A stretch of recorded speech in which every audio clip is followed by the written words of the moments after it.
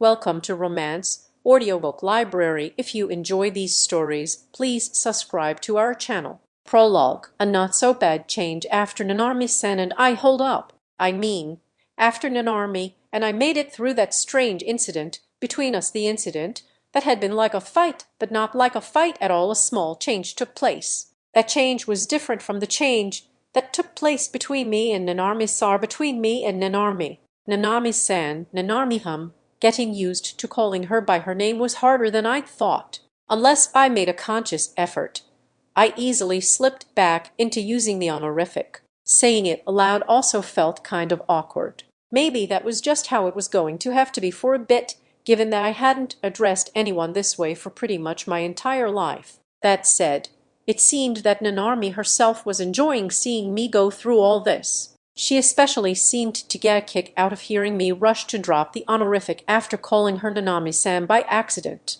She would even smile at me now and again like she was teasing me. Still, I supposed I had no complaints as long as she was enjoying herself. For now, let's set that aside. At least I'd managed to take my first step forward. The first step is always the most important. It's the step that requires the most courage. From here on out, I was going to consciously call her by her name each time. If I could keep that up, I had to get used to it eventually. Damn, I got sidetracked again. Change, that's right.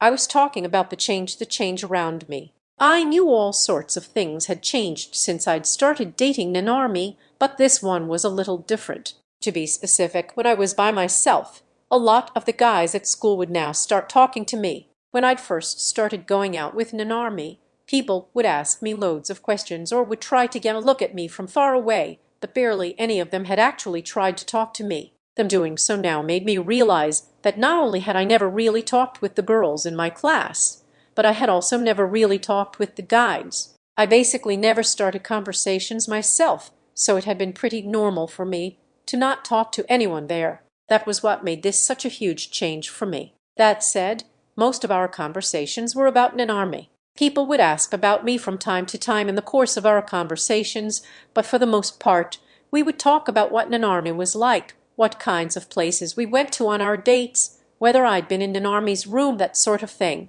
Before then, I'd felt that it was girls who really liked talking about relationships, but to my surprise, guys enjoyed it too. Maybe that was to be expected among groups of teenage guys, or maybe they just wanted to get whatever information they could out of me. I supposed that was also a possibility. Their questions were all ones I was now unaccustomed to, but I did my best to answer them to an extent where I wouldn't cause any problems for Nanarmi. After all, it was important to keep some things private. That, and I wanted to keep information about Nanarmi all to myself. However, because I wasn't used to explaining these kinds of things, I sometimes said things that were a bit off the mark. "Sir, fess up. How far have you gone with Baraito?" one guy asked.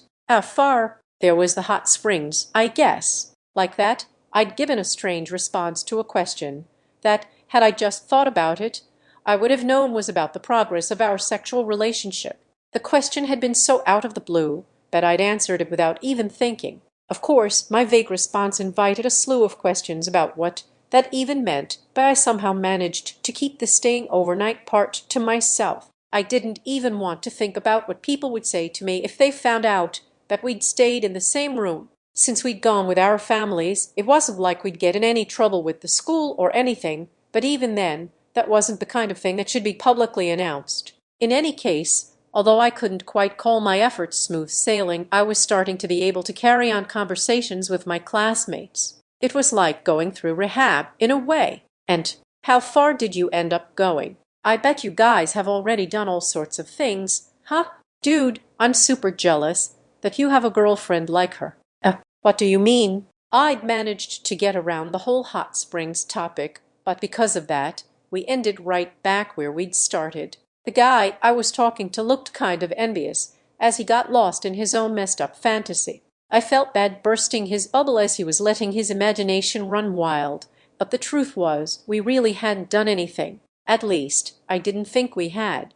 No comment. The response I finally came up with wasn't at all interesting. It was true that I wanted to keep our memories between just the two of us, that I also felt like the progress of our relationship wasn't something to be announced to the whole world. Apparently, though, even that response was more than enough to fuel the vivid imagination of a high school boy. "Are you saying you guys are doing things you can't even tell people about? How do you reach that conclusion?" As I sat there, shocked by his unexpected response, the guy in front of me crossed his arms and nodded several times with a satisfied expression on his face. "Yeah, makes perfect sense," he said. "We are talking about Barato here. After all, I heard a rumor that she hadn't even kissed a guy before, but I just knew that was a load of garbage." Hearing that, I was at a loss for words. This is the exact opposite of the rumor that went around before. The truth was now going around as a rumor,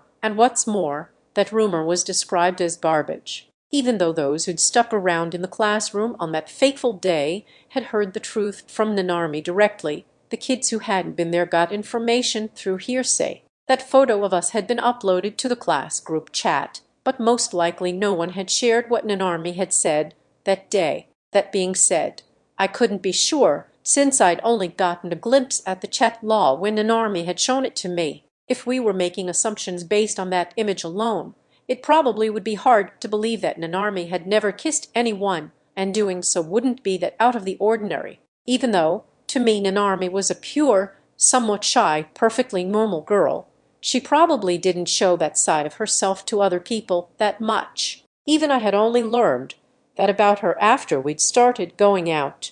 What should I do? I wondered. Should I correct them? No, wait. I guess I shouldn't correct them. That would mean that we had kissed, and we hadn't kissed each other yet. We'd kissed places other than on the lips, but since we hadn't kissed properly, that meant we hadn't actually kissed yet. If I started explaining that, though, there would have been no point in me refraining from commenting earlier. Yeah, since no real damage is being done, it's probably okay for me to leave things be. The moment I thought that, I felt something soft grab me by the shoulders, and my body instinctively flinched. As I slowly turned around in my seat, I saw Nanarmi with a smile on her face, leaning forward to bring her face closer to mine. "What are you two boys talking about? Let me join you," she said, her hair swaying gently and brushing softly against my face. Even if she hadn't intended it, her sweet scent tickled my nose and made my heart skip a beat. It was the same scent as usual, but smelling it left my heart pounding.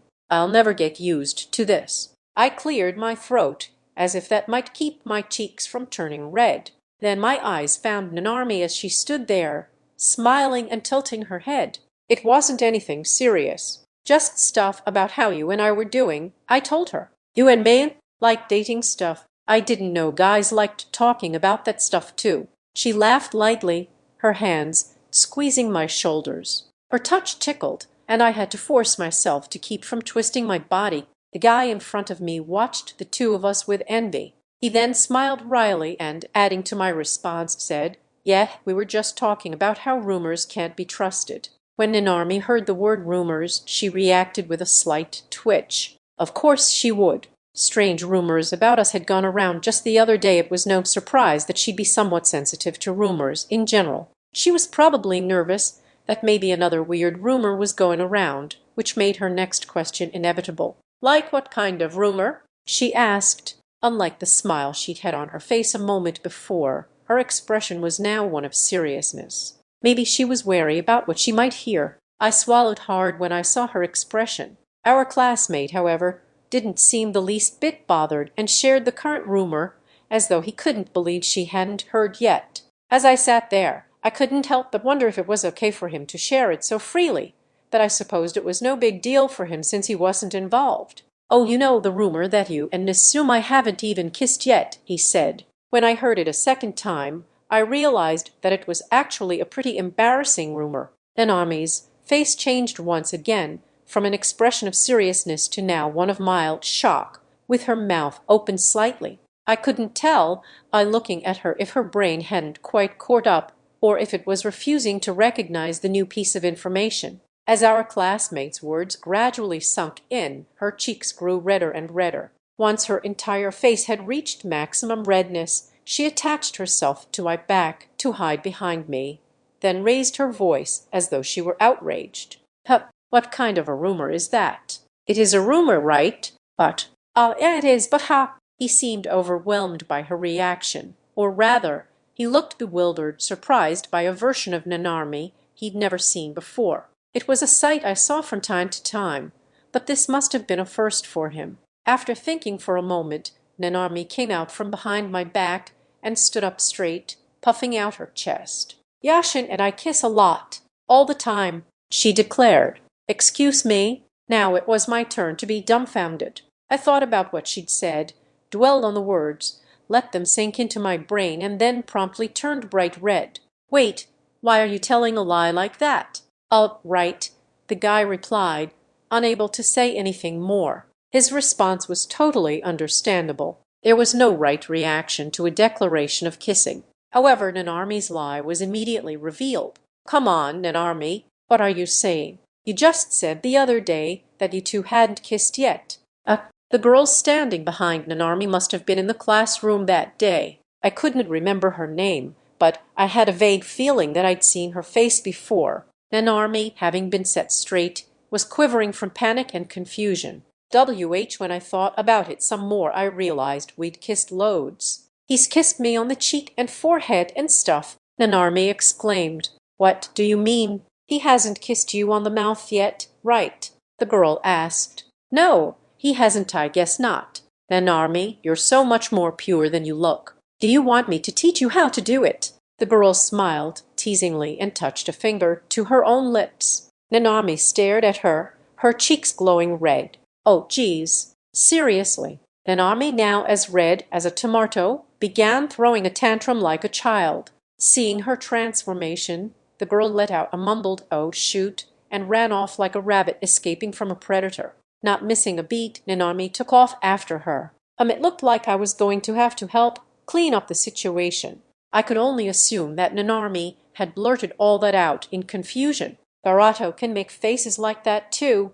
Ha! I had no idea, the guy in front of me mumbled. The words lingered strangely in my ears. To me, the way her expressions changed from one to the next was just part of who she was. No, it was part of the Nanarmi-san I'd been spending time with these past 3 weeks, part of the girl I'd come to know. However, to my classmates she was acting completely different. This was probably because she was starting to show them the version of herself that she usually showed me. On the other hand, I really didn't know the version of Nanarmi that my classmates knew. I'd only vaguely known that she was a Gyaru. I wondered if maybe I should ask Nanarmi about it when I got the chance, though it was possible that she wasn't really aware of the difference. As I was sitting there lost in thought, yet another unexpected question entered my ear. "So you guys really haven't kissed? Huh? Wouldn't that mean you're still a virgin?" I was half surprised, half impressed to discover that questions like these really were asked in high school classrooms. "Yeah, that's right," I replied. "Wow, you sure admitted that fast. Don't you want to do stuff like that, though? Stuff like that, huh?" It would be a complete lie if I said I didn't want to do it. And to be perfectly honest, there had been many such temptations during our trip. Of course, our families had been there with us at the time, so I'd been able to resist all that. I wondered what would have happened if they hadn't been there. But more than the question of me wanting to or not, if Nanarmi would get hurt by it, then I could stand not doing it, even if I did want to. That sentiment felt the most right to me. As my dad had once told me, if we did anything like that and something happened as a result, then the one who would have to shoulder the heavier burden would usually end up being the woman. If something were to happen to us as high schoolers, Nanarmi might have to give up her dream. When I thought about that, I couldn't say that the risk was worth the reward. After all, we were only in high school. Even as I said that, though, I knew that if Nanarmi were to ask me for something like that, my reason would waver. There was no guarantee I would be able to hold myself back, and I might end up doing all kinds of things. I'm sure all guys my age felt like that, but it was especially in moments like those that we had to stay level-headed. There were plenty of other ways for us to confirm the love we felt for one another, right? Though maybe that's not very convincing coming from me, given that I hadn't even managed to kiss her properly yet. My classmate nodded. "That's really cool. Back when I had a girlfriend, I wanted to do it so bad. I could barely stand it. I wanted to get rid of my virginity fast, too. I felt like I was horny all the time." "There's no helping that," I said. At least, that's just what I think. I'm sure it's totally natural to feel like we want to do stuff. Whoa, I was trying to steer the conversation toward some dirty jokes, but I feel like it's turned into some kind of moral lesson. Wait, that was supposed to lead to dirty jokes. I thought. I wasn't good at stuff like that, and since my online game friends didn't really tell jokes like that either, I hadn't even picked up on it. When my expression grew troubled, my classmate laughed a little. In that case, you'll have to work up to your first kiss then. It's easier to do if it's an anniversary or something, he said. Wait, what? But my classmate had already stood up. He gave me an encouraging tap on my shoulder and then walked away. Meanwhile, Nanarmi returned, almost as though she were switching places with him. I wondered if he'd left because he wanted to give me and Nanarmi time with just the two of us. Welcome back, Nanarmi, I said. Thanks, Yashin. Gosh, I'm spent either from embarrassment or from chasing after her classmate. Nanarmi was red in the face as she sat down in the newly vacated seat in front of me. Once seated, she slumped over my desk as if to rest her weary body. What my classmate had said before he'd walked away continued to echo in my head. Anniversary, it's easier to try kissing on an anniversary, huh? I shifted my gaze toward Nanarmi's lips as she breathed in and out quietly. It was almost our 1-month anniversary and the final day of us dating because of a dare. Was Nanarmi going to break up with me on that day, or would she not? I knew what I was going to do, but I had no clue what her plans were. For better or for worse, we were now living our last moments before the end. I had to make it so I would have no regrets. As I thought things over, Nanarmi pouted, still slumped over my desk. You've been chatting with other guys a lot more lately. I'm happy to see you becoming more a part of the class, but since I'm your girlfriend and all, I have mixed feelings. Does it seem that way? Don't I still stick out? I asked. Not at all. But, I mean, I still can't put people's names and faces together. Wait, seriously, even though you were just talking to them? No. Nanarmi raised her head slightly and looked at me. Seeing her piercing gaze, I began to feel a little guilty and scratched my cheek to try and hide it. I mean, you know I never had much to do with these people until now. Nanarmi continued looking at me and smiled wryly as if to say I still had a ways to go. I couldn't help smiling back at her. Maybe that was the beginning of our last week together. Chapter 1. The beginning of our last week together roughly 3 weeks ago. The slightly strange relationship between me and Nanarmi had begun. Since then, we'd experienced a number of changes. It was around a week now until our 1-month anniversary, the day our slightly strange relationship would in one way or another come to an end. Next week, I was going to tell Nanarmi how I felt about her. I had no idea what kind of a change that would bring. Whatever the case, I sincerely wanted to make that change as good a change as possible. There was no guarantee that there would be a happy ending, but I was going to aim for that regardless. As I was thinking, the conversation I'd had with my classmate earlier brought a new question to mind.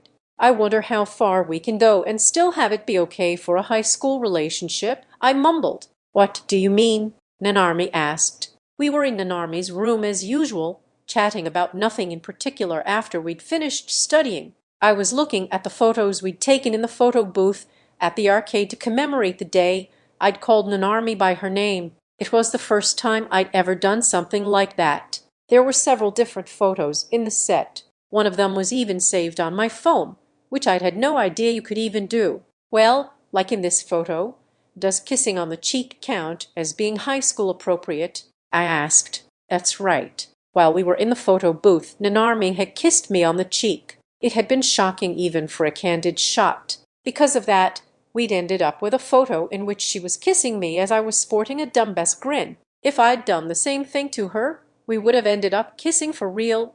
Huh. When I gestured to the photo, she recalled the incident and blushed slightly, but she quickly feigned composure and returned to normal. As a side note, when we'd taken that photo, Nanarmi had gotten so embarrassed about what she'd done that she turned beet red. I guess that didn't even need to be said, though. In any case, Nanarmi did a big stretch as if to take our attention away from the photo. She then yawned slightly, her eyes tearing up a bit. But if that's true, then strictly speaking, don't you think we shouldn't be going to an arcade after school either? I'm not really sure what the school policy is. I'd never even thought about it, she said, leaning her body against mine as she rubbed her teary eyes. She reminded me of a cat as she rolled onto her belly and lay in my lap like that. She wasn't quite using my lap as a pillow as she sometimes did, but I could feel the warmth and gentle pressure of her body spreading across my outstretched legs. I knew I was imagining it,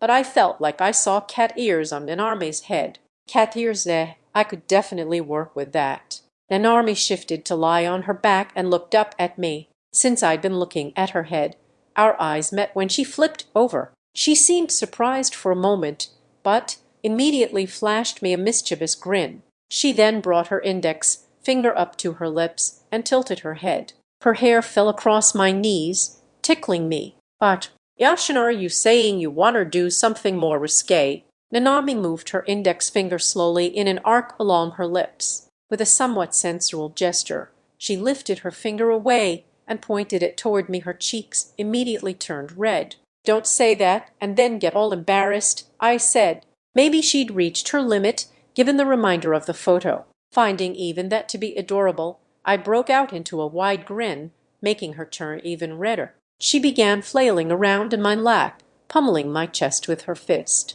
Don't say things like that, she exclaimed. Geez, we're supposed to decide where we're going on our next date. Sorry, you were just being too cute. Seriously, I'm not kidding, okay? She was punching me, but it didn't hurt at all. In fact, I would go so far as to say it felt kind of nice. Nanarmi continued hitting me for a while, but eventually she raised both her legs and swung them down, using the momentum to sit up. The weight I'd felt upon me disappeared, and I felt a temporary sense of loneliness at the small bit of warmth that remained. Whether or not she knew how I felt, Nanarmi picked up her phone and started searching for ideas. Still feeling the loss of her warmth, I joined her in looking up possible date spots. Today, Nanarmi and I had decided that we would each come up with an idea for our next date. It might seem like there was no need for us to be in the same room in order to do this. After all, we could have just as easily come up with ideas once I'd gone home.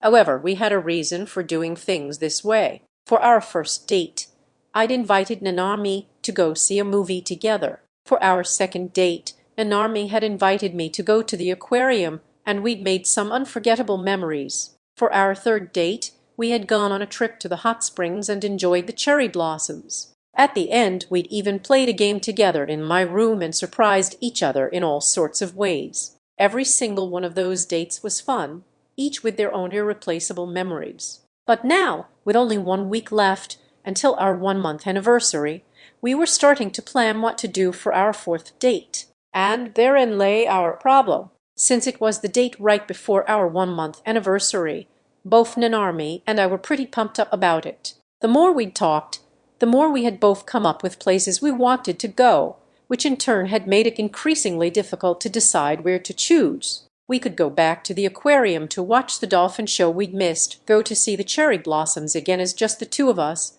try out an amusement park or zoo we'd never been to before. We could also just explore the town, go watch a movie that we wanted to check out, or even hang out and watch a movie at home like we'd mentioned before. Like that, we had kept coming up with more and more ideas. It had been loads of fun just to sit there going back and forth, even if our plan hadn't seemed to be coming together at all. At some point, though, we had to come up with a solid decision for what to do. It's kind of tough to settle on one thing. Nanarmi had muttered. Nah, I guess there are just too many things we want to do. We'd never get through all these in just 2 days. After some more brainstorming, we had ended up with an excessively long list of ideas. But no matter how many we packed into our schedule, we wouldn't be able to check them all off in the course of 1 day. Thus, we'd come to an impasse. The reason I was so worked up about making the correct decision was that this date could potentially be our last. That was why I felt so strongly about taking her someplace I'd chosen myself. Nanarmi, too, seemed really intent on making this the perfect date. I could tell she really wanted to spend the day with me somewhere that she'd suggested. Won't you let me do something for you to make up for the fight I started the other day? She had even asked. However, considering how suggestive that had sounded, she'd immediately started blushing again and shouted, "Never mind." Of course, I'd reassured her that the misunderstanding before hadn't even been a fight and that she shouldn't worry about it at all, because I'd definitely been at fault too. In any case, coming back to the topic of our date, we couldn't move forward unless we decided on what we wanted to do. Since we couldn't settle on any one thing, I'd made the suggestion that on Saturday we would go where Nanarmi wanted, and on Sunday we'd go where I wanted. That way, we could each come up with a different plan for a date. Nanarmi had seemed thrilled by the idea. "Let's do that. That sounds fun," she'd said. So, in order to prevent us from coming up with the exact same plan, we were now sitting next to each other in the same room, exploring potential ideas on our phones. That way, we could continue chatting as we searched. Up till now, neither one of us had mentioned a plan to the other. We seemed to have an unspoken agreement that we would only tell each other once we had settled on something, but we still thought it best to share our plans in advance rather than surprise each other on the day of. It seemed we both felt our third date had left with enough surprises to last us for a lifetime. As we sat there, both on our phones, Nanarmi suddenly changed the topic of conversation. "Hey, Yashin, about what you mentioned earlier, the whole high school appropriate thing," Nanarmi mumbled, her eyes still on her phone. When I glanced over at her, I couldn't tell from her expression what she was feeling inside. Maybe I'd made her worry. "Oh, I mean, I wasn't saying I'm not looking to do anything weird, so I don't worry." I took my eyes off of my phone and smiled at her, trying to reassure her. She noticed my gaze and looked up from her phone. "That's not it," she replied. "What I mean is, I know that Mom and Dad and Shinobu-san and your father too say that we have to keep things PG, but I don't really feel like we have to be constrained by that. As in, since we are both high school students, anything we do is high school appropriate. Don't you think?" That was a pretty outrageous argument. By that logic, we could do literally anything and no one could say a word against it.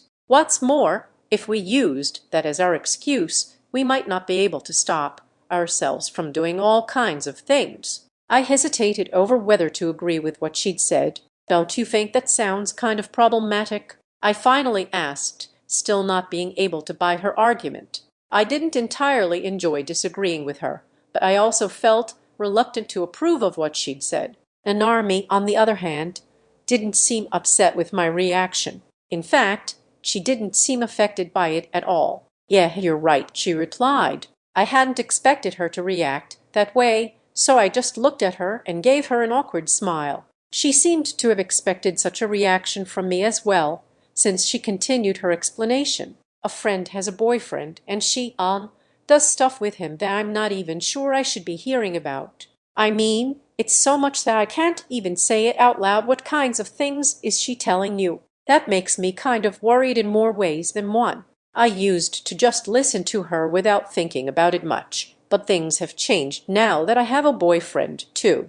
I began to feel uneasy, wondering what kinds of things she'd been hearing about from her friends, but she didn't go into details. She had likely remembered some of the contents though, because her ears were turning pink. Some time ago, I'd heard that girl talk tended to be way more scandalous than talk between guys. Was that really true? I'd never talked about stuff like that with other guys, so I had nothing to compare it to. Perhaps the reason Nanarmi was sometimes so bold when it came to stuff like that was that she'd heard crazy stories like that from her friends. Seeing the worry on my face, Nanarmi smiled, as though to reassure me. "But you know, Hasumi and Ayumi are taking things pretty slowly. They told me one time that they'd only really kissed their boyfriends, so it seems like the pacing really depends on the couple." That was kind of surprising. I'd assumed that Nanarmi's two closest friends had gotten pretty far with their boyfriends already, but apparently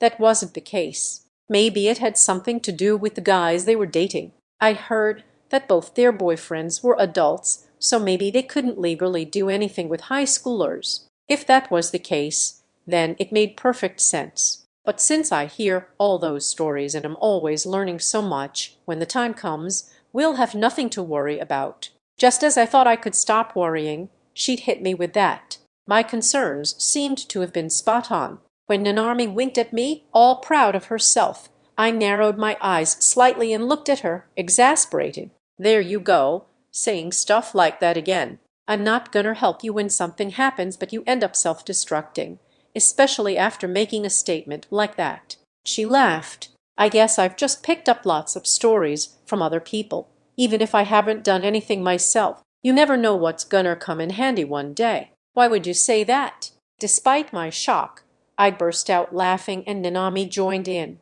Once we'd both flushed the amusement out of our systems, Nanami turned serious and came closer to me. As I watched her, wondering what she was going to do, she leaned her back against my own. I felt her warmth spreading through my body. It felt so comfortable that I couldn't say anything. Maybe she could feel my warmth too, because for a while she didn't say anything. A moment of quiet settled in the room. Then Nanami whispered, "Do you remember that one time when you kissed me while I was asleep?" "Oh, did I do that?" "Geez, you're just pretending like you forgot. I know you remember." "Yes, I'm pretending." I was trying to play dumb because I still felt guilty about it, but she'd seen right through my act and laughed at me. "I mean, of course, I wouldn't forget. It was an important memory of something that I'd done of my own volition for the first time, even if she had been asleep." The warmth of her body as she shifted against my back felt comfortable, but I was now sitting there all red in the face because I was remembering what I'd done that night.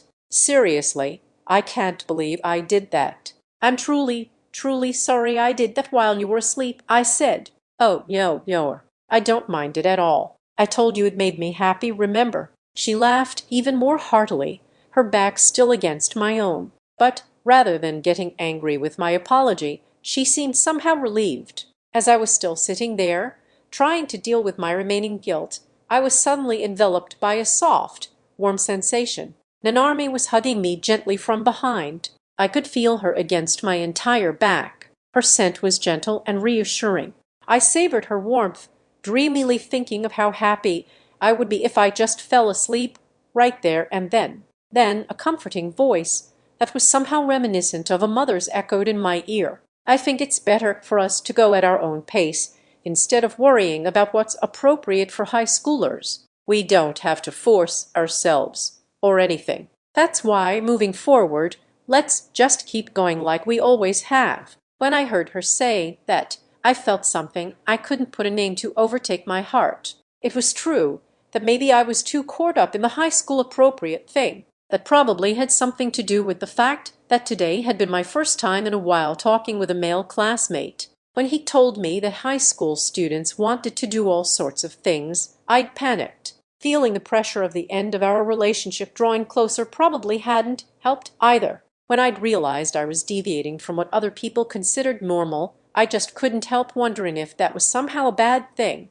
However, Nanami's affirmation of my actions made me feel a lot better. "You're right. We have all the time in the world. We can take it slow and do things at our own pace," I said. "Yet we have all the time in the world," she replied. Well, I didn't actually know if we had so much time, but even then I told myself that I wanted to continue building our relationship slowly and without rushing too much. I wished for that precisely because the end of our relationship was drawing near, and it was this conversation with Nanami that made me think of a place I wanted to go with her for our date on Sunday. It might not be a terribly exciting place, but I felt it was the kind of thing Nanami would appreciate. The gentle hug she offered me and the relief that had followed had reminded me of the place. I was pretty sure I'd been there once with my dad and mom. The haze in my mind dissipated, and my head felt a lot clearer. Perhaps because of that, another question popped into my mind.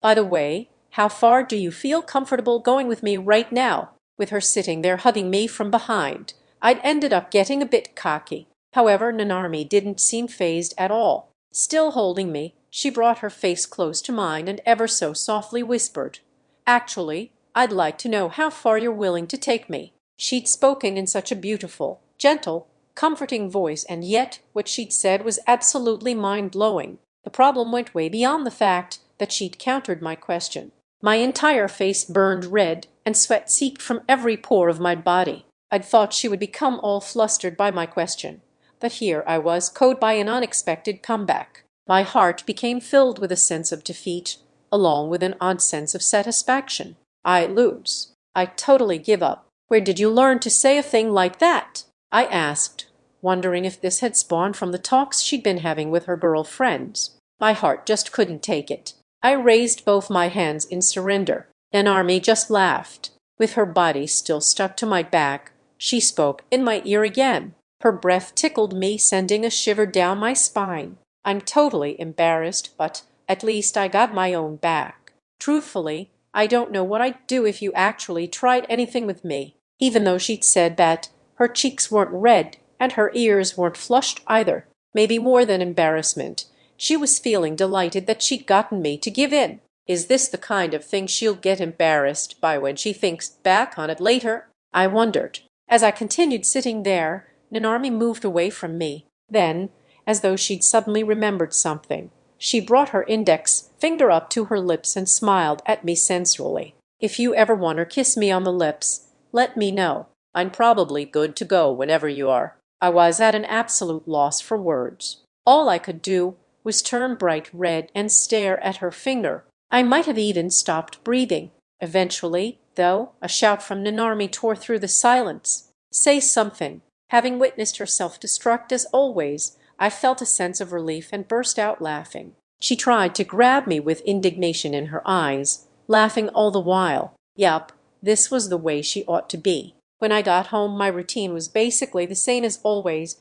I would start up my computer, open up my game, and let my gaming friends know I was home. Because I'd been spending a lot of time with Nanarmi lately, I'd been playing my game on my phone less than before. I'd still been talking with my friends via the chat, but I'd really only been gaming properly once I was alone at home. I was still surprised that change didn't really bother me. Now that I was back again, I was ready to report back about my love life. The other members of our group weren't there yet, so I made a chat room specifically for me and Barin-san. I'd use the general chat to tell my other team members about it all later. Barin-san was the first person to ever give me advice in regards to Nanarmi. Talking to him privately wasn't quite out of courtesy, though. I just felt like I wanted to talk with him, just the two of us. Barin.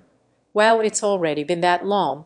Ha! Barin-san was spot on as usual in his response. I mean, I felt the same way. It really was incredible how quickly time had passed. On a side note, these reports of mine had become part of my routine by now. Barin-san had told me one time that I didn't really need to do them anymore, but he'd been outnumbered by the folks who'd said they wanted to hear how things between me and Nanarmi were progressing. To tell the truth, if I didn't tell my friends and get their advice, I'd feel like I was missing something, even though I wasn't necessarily giving them all the details. Old habits die hard, I suppose. Barin, say, won't this be the last date before your 1-month anniversary? Canon, yeah. This Saturday will be the last. Barin, and you're each going to come up with a unique plan. Pop, that sounds nice. Maybe I should try coming up with different plans with my wife too. Canyon, Shichimi's gonna be planning Saturday, and I'll have Sunday to take her wherever. We are each deciding what we want to do and taking the other out on a date. It's my first time doing something like this, so I'm pretty nervous. Barin, what are you talking about? You've gone on lots of dates. Canyon, well, the first time I got advice from everyone in the chat, and the second time she was the one who invited me. The third time was all prearranged by our parents. So it really is the first time for me to come up with ideas all by myself. Barin, when you say it like that, I guess that's true. Before this, I would have asked Barin-san what I should do and plan the entire date based on the advice he gave me. This time, though, I was very intentionally refraining from asking him for ideas. For the very first time, the date was going to be made up of ideas that I came up with entirely on my own, though I was kind of worried whether she'd enjoy it. Barin, did you already decide on something? Perhaps Barin-san had gleaned my intentions because he wasn't offering up any suggestions. Neither was he asking me why I'd invited him to a private chat. Seriously, I couldn't thank him enough for everything he'd done for me from beginning to end. Canyon, yeah, I've got something in mind. Barin, I see. You know, you sure have matured. Canyon-kun. Canyon, you think? Honestly, everything still feels like way too much for me to handle. Barin, don't be silly. You're not even asking me what I think you should do. You're definitely a lot more mature. Just knowing he saw me that way, I couldn't help feeling elated. I mean, Let's face it, I had no idea whether I was getting any better at things like this or not. That was why him thinking that made me feel just a tiny bit more confident. Baron, but you're probably right. You've got to be feeling nervous because you're relying entirely on your own head for once, like you're unsure whether things will turn out okay with the ideas you came up with on your own. I pressed my lips together bitterly. Baron was absolutely right. I was nervous. I understood that I shouldn't be nervous at this point, but I couldn't help how I felt when I started thinking about whether my ideas were weird or whether she'd have fun on the date I'd planned.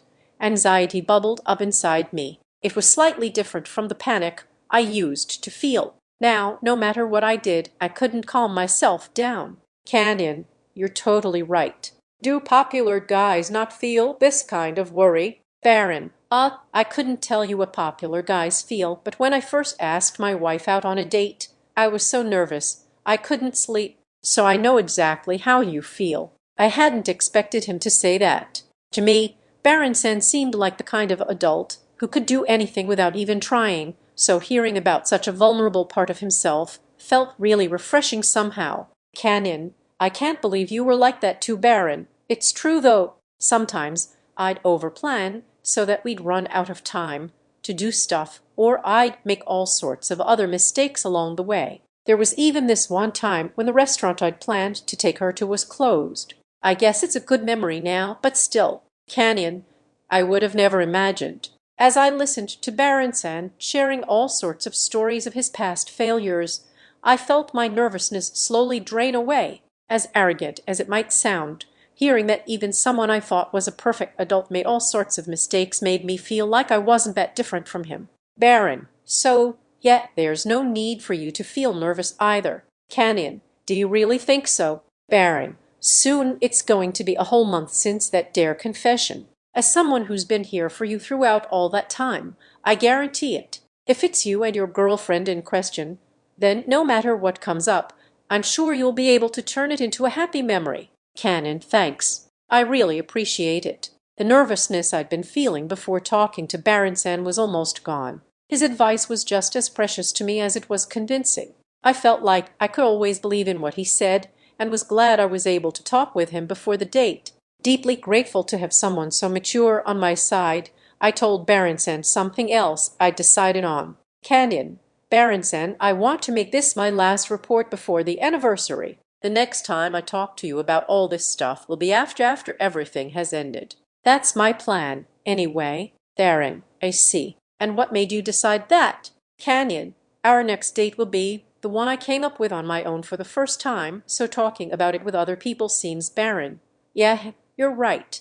That would feel somewhat insensitive. You ought to keep that date as a special memory between just the two of you. Don't worry. I get that. Seeing Baron agree so readily, I felt grateful and also apologetic. Canyon, I'm sorry. You've helped me so much until now, so it seems like I'm being ungrateful. Baron, not at all. Don't let something like that worry you.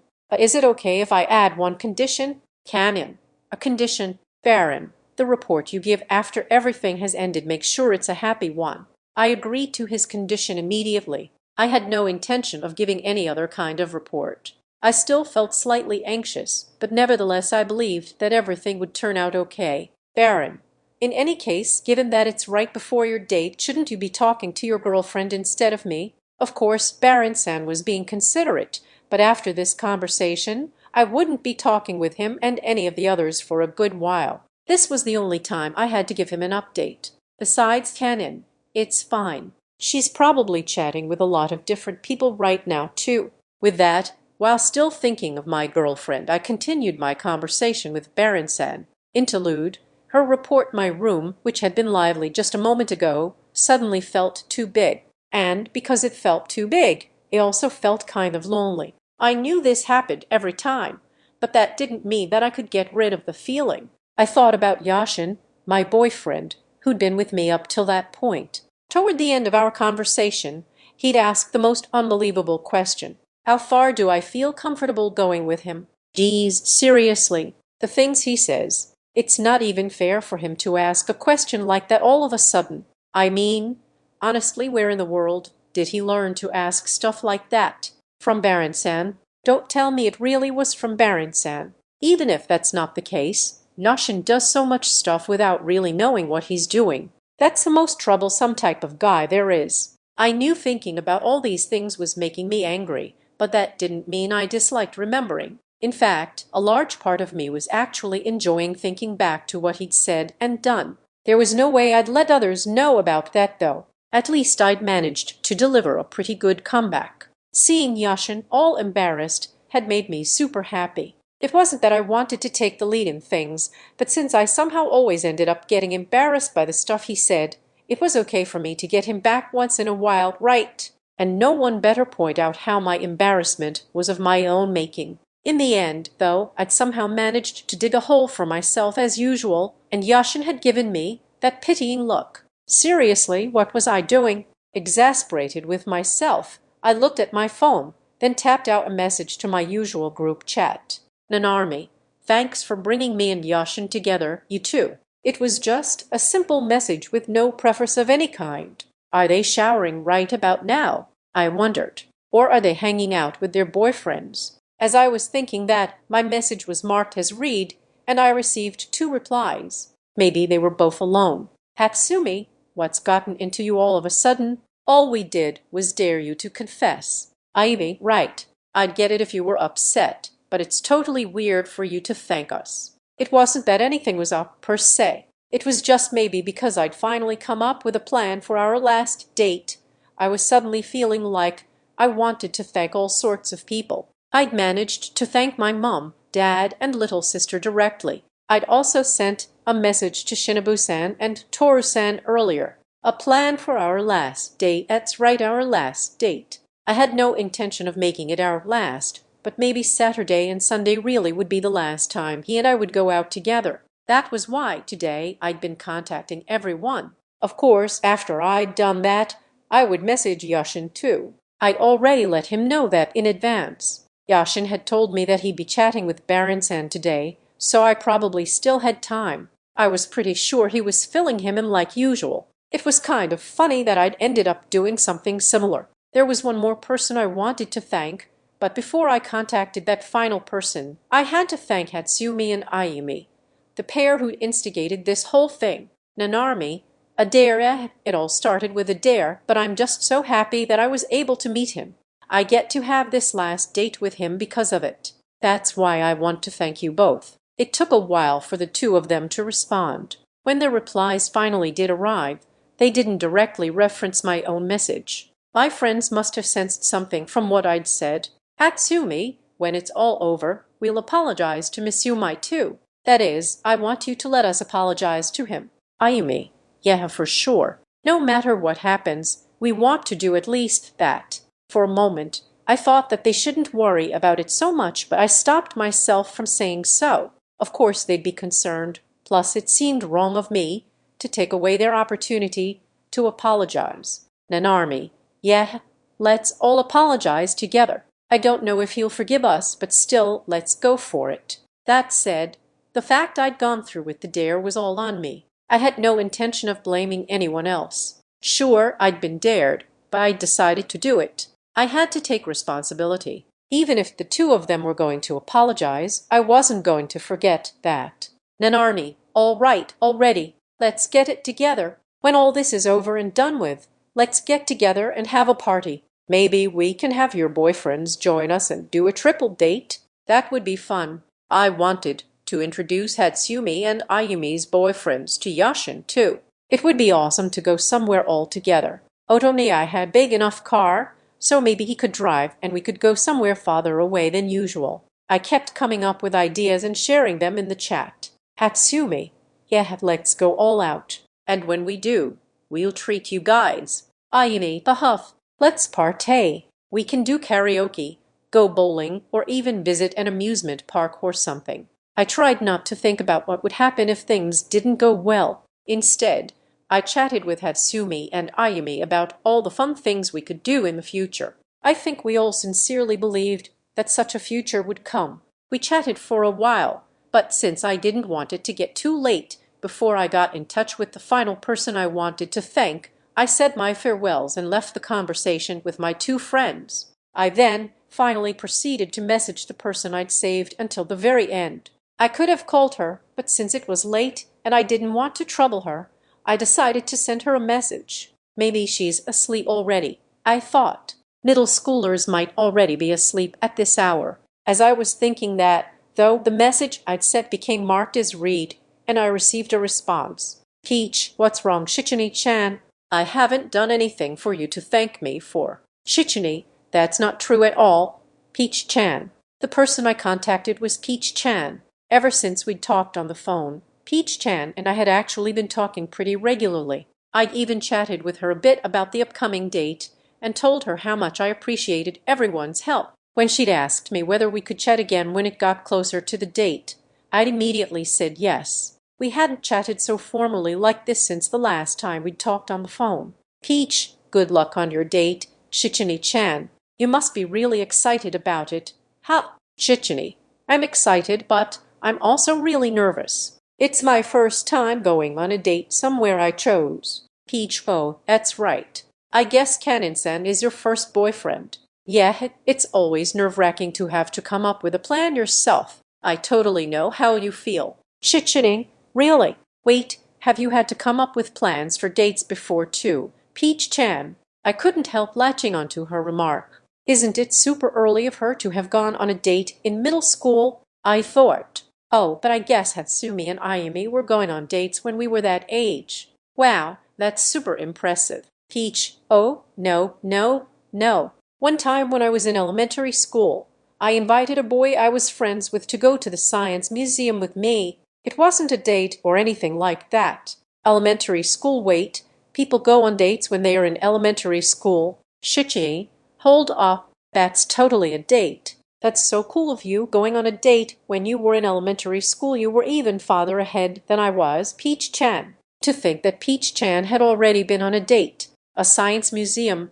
Ha! I wonder if it'd be fun if Yashin and I went to one together. Maybe I should ask him about it next time. As I sat there all impressed, I realized Peach-chan's fluster. I had been kind of surprised, but I supposed I'd probably commented too excitedly. I should have restrained myself. Peach, anyway, enough about me. Did you already decide where you want to go? Or are you gonna keep it a surprise and tell him the day of? Shichi, no. We are not gonna surprise each other. Peach, or really? You said you were both coming up with a plan, so I just assumed you guys were gonna surprise each other. Shichimi, we were thinking of doing that, but then we kept on talking and realized it was better to share what we were planning, rather than make things complicated. You know, 'cause we have to figure out what to wear and stuff like that. Depending on where we were going, we would have to wear the appropriate outfits. Also, when we had been talking about where we wanted to go, we'd gotten so excited that we hadn't been able to keep anything a secret. Even then, though, sharing our plans with one another felt more right for the two of us. Knowing where we were going could make us even more excited. Peach, and where did you pick? Shichimi, I picked a theme park I'd been wanting to go to, so I'm planning to spend a day there with him. He said he wanted to go to the zoo and to a shrine on Sunday, so I'm looking forward to it already. I picked a theme park because I wanted to make all sorts of fun memories there together. Yashin seemed to have chosen for us to spend time together in a more relaxing way. Having an active day on Saturday before taking it easy on Sunday sounded like a pretty good idea. That way, I could also get myself emotionally prepared. The shrine idea had been kind of unexpected, but I knew I'd be able to enjoy going anywhere as long as it was with Yashin. Peach, that's so nice. I hope you have all sorts of fun, Shichimi-chan. Then on their 1-month anniversary next week, after everything's sorted, tell me how things turn out. I'm sure everything's gonna go great. Shichini. Thanks, Peach-chan.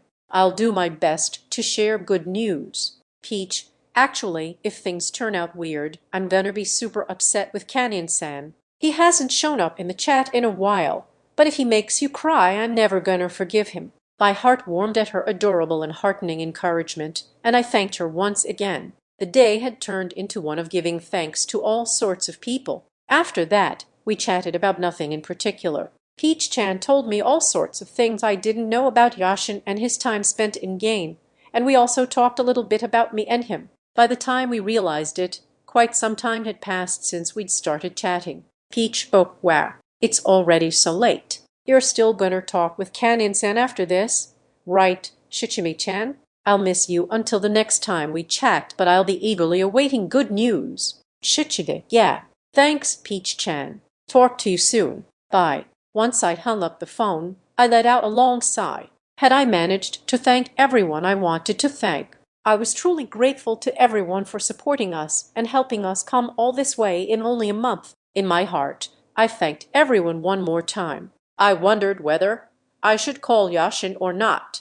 Looking at my phone, I hesitated. I had told him I wasn't sure if I'd be able to call him that day, and that he should feel free to go to bed and not wait up. Still, after Peach-chan had asked about me talking with Yashin tonight, I'd suddenly felt the urge to hear his voice. Come to think of it, that exchange of me telling him he could go ahead and sleep had sounded a lot like conversations between my dad and my mom. Even when Dad told her to go to bed before he got home, Mom would always stay up waiting for him. Maybe it had ended up slipping out because I'd always liked those exchanges between them. As I was kicking my feet, feeling embarrassed, my phone began to ring. It was Yashin. On reflex, I swiped to accept his call. "Hello," Yashin said, sounding surprised that I'd picked up so quickly. Given that I was the one who'd picked up the phone, I should have expected to hear his voice, but it still made me so nervous. I felt like my voice was going to crack. I cleared my throat softly so that he wouldn't hear. Army, is it okay to talk now?" Yashin asked. Yeah, it's totally fine. What's up? I know I said I might not be able to call you today, yeah? I was thinking about that, but I wanted to hear your voice all of a sudden. Am I bothering you?" he asked. I wanted to reply immediately that he wasn't bothering me at all, but I couldn't quite force out the words. Hearing his voice, getting this unexpected phone call from him, filled my heart with so much joy. "You know our next date is our 4th date, right?" he said. "I was just thinking that so much had happened up till now. I feel like it's been a long time since you and I met, but it's only gonna be our 4th date." "Yeah, totally. It feels like I've been with you for much longer. We went to the movies for our first date, right? When I saw you at the mall the day before, you were so cool. Oh, that actually ended up being kind of a pathetic memory for me. I wish I could have come to the rescue in a cooler, smoother way. No way. Plus the aquarium was a lot of fun too, wasn't it? And even the time we spend together at school. When I'm with you, everything is a million times more fun. I know, right?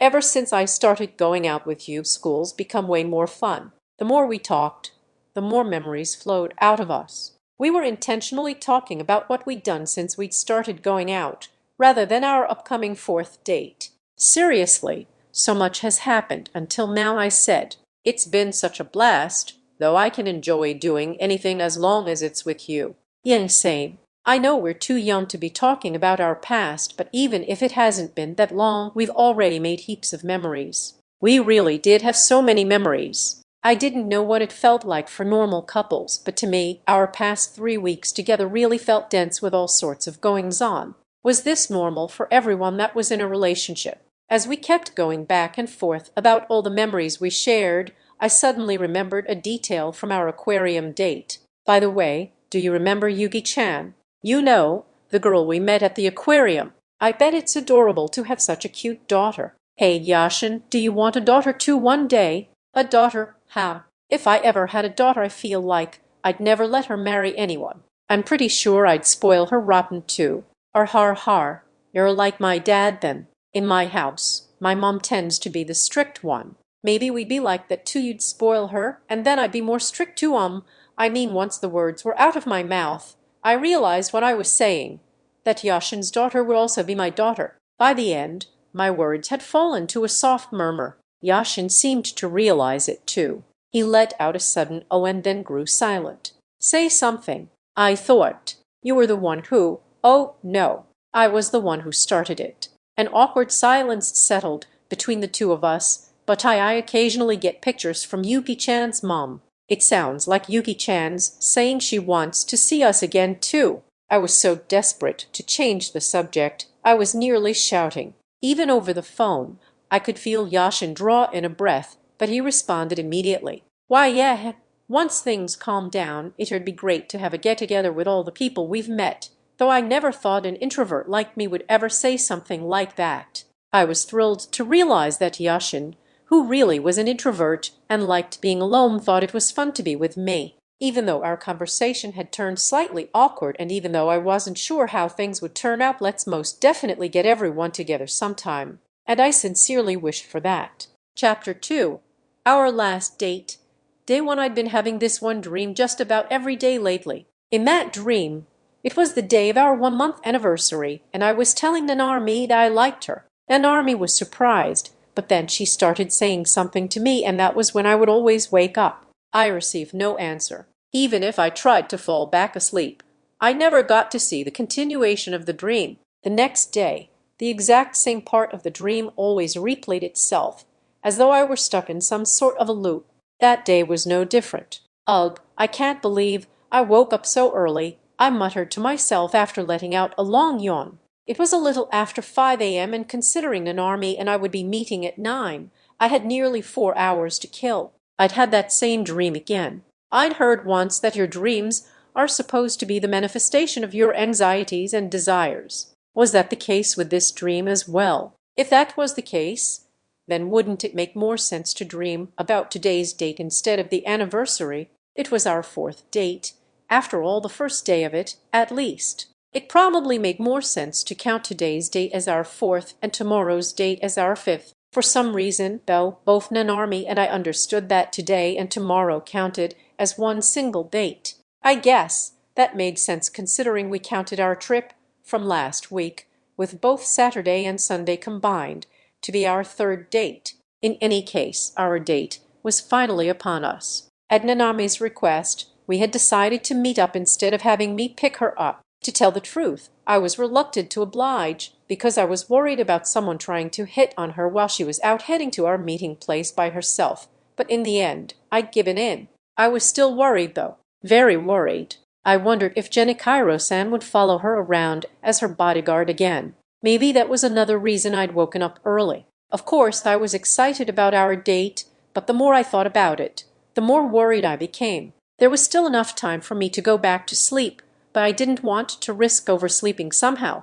As I sat there, drowsily trying to decide what to do, my door suddenly began to open, albeit very slowly. My door wasn't locked, so of course it was easy to open. However, I had no idea who was opening it. It couldn't be Nanarmi, right? The front door was locked, so that wasn't possible. Oh, Yashin, you're awake. It's a bit early for you, isn't it? Are you excited about your date with Nanarmi-san? It was my mom. Well, of course it wouldn't be Nanarmi. Mom, you're back. You're home early. Where's Dad? I asked. I came back ahead of him. I got a call from Nanami-san thanking us, so I was concerned. You two have your date today, don't you?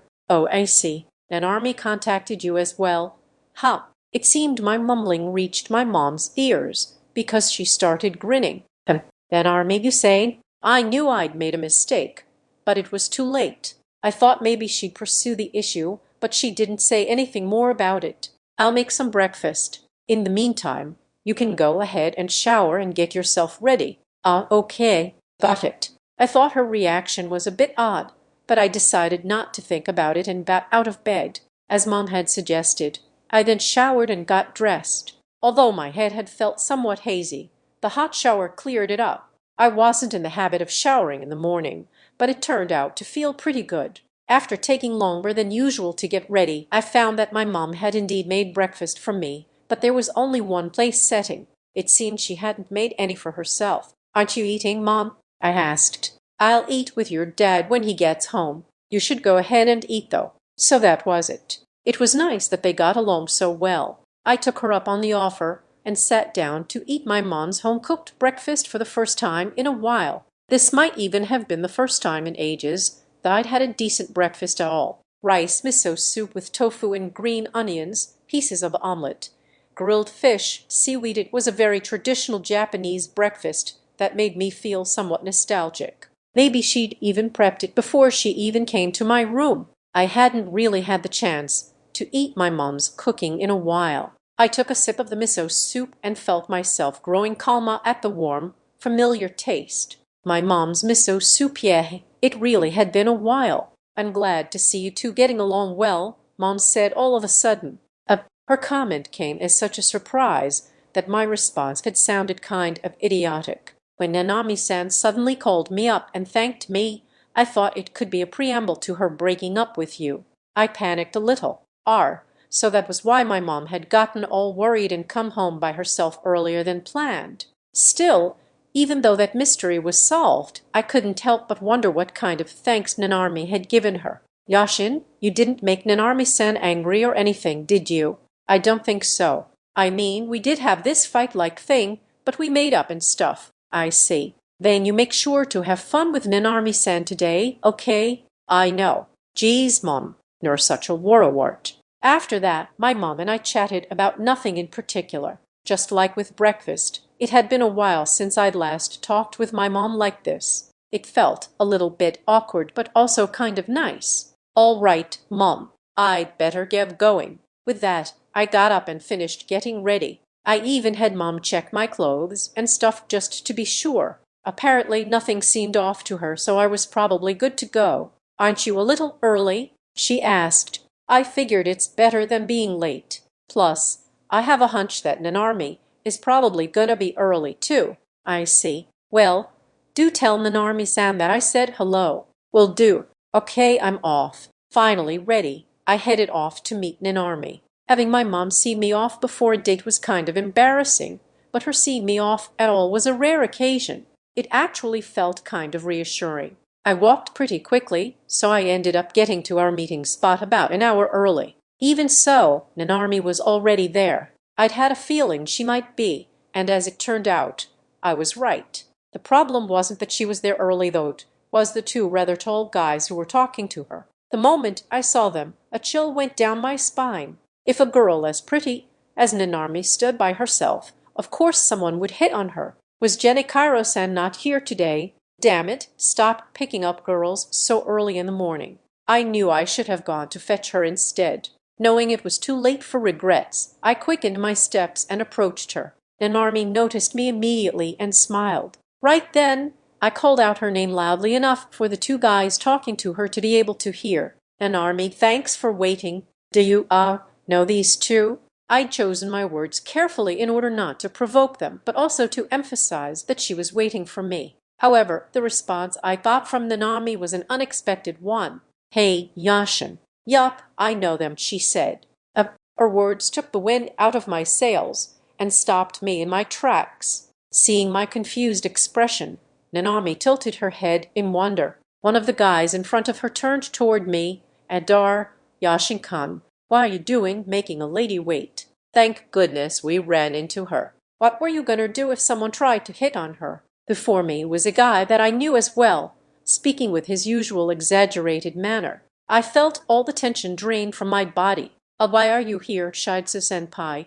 After realizing who it was, I heard myself speaking in a deflated voice. The person standing before me was Shiatsu-senpai, whom I hadn't seen in some time. He wasn't wearing his school uniform, so I hadn't recognized him. I didn't know the other guy, but he was tall like Shiatsu-senpai and just as good-looking. Seeing as they were hanging out together, he was probably a member of the basketball team as well. We are having joint practice with another school today. We were headed there just now, but we saw Barato-kun standing by herself and decided to stay with her until you got here. You know, so no weird guys would try to talk with her or anything. Oh, I see. Well, thank you, I guess. And sorry for raising my voice like that. I bowed without really thinking about it. The agitation I'd felt, thinking that Nanami was getting hit, unevaporated at once. No worries, man, Shiatsu-senpai replied, laughing cheerfully. We still have time before practice. Getting to talk with a lovely lady before heading into a place crawling with dudes was a welcome turn of events.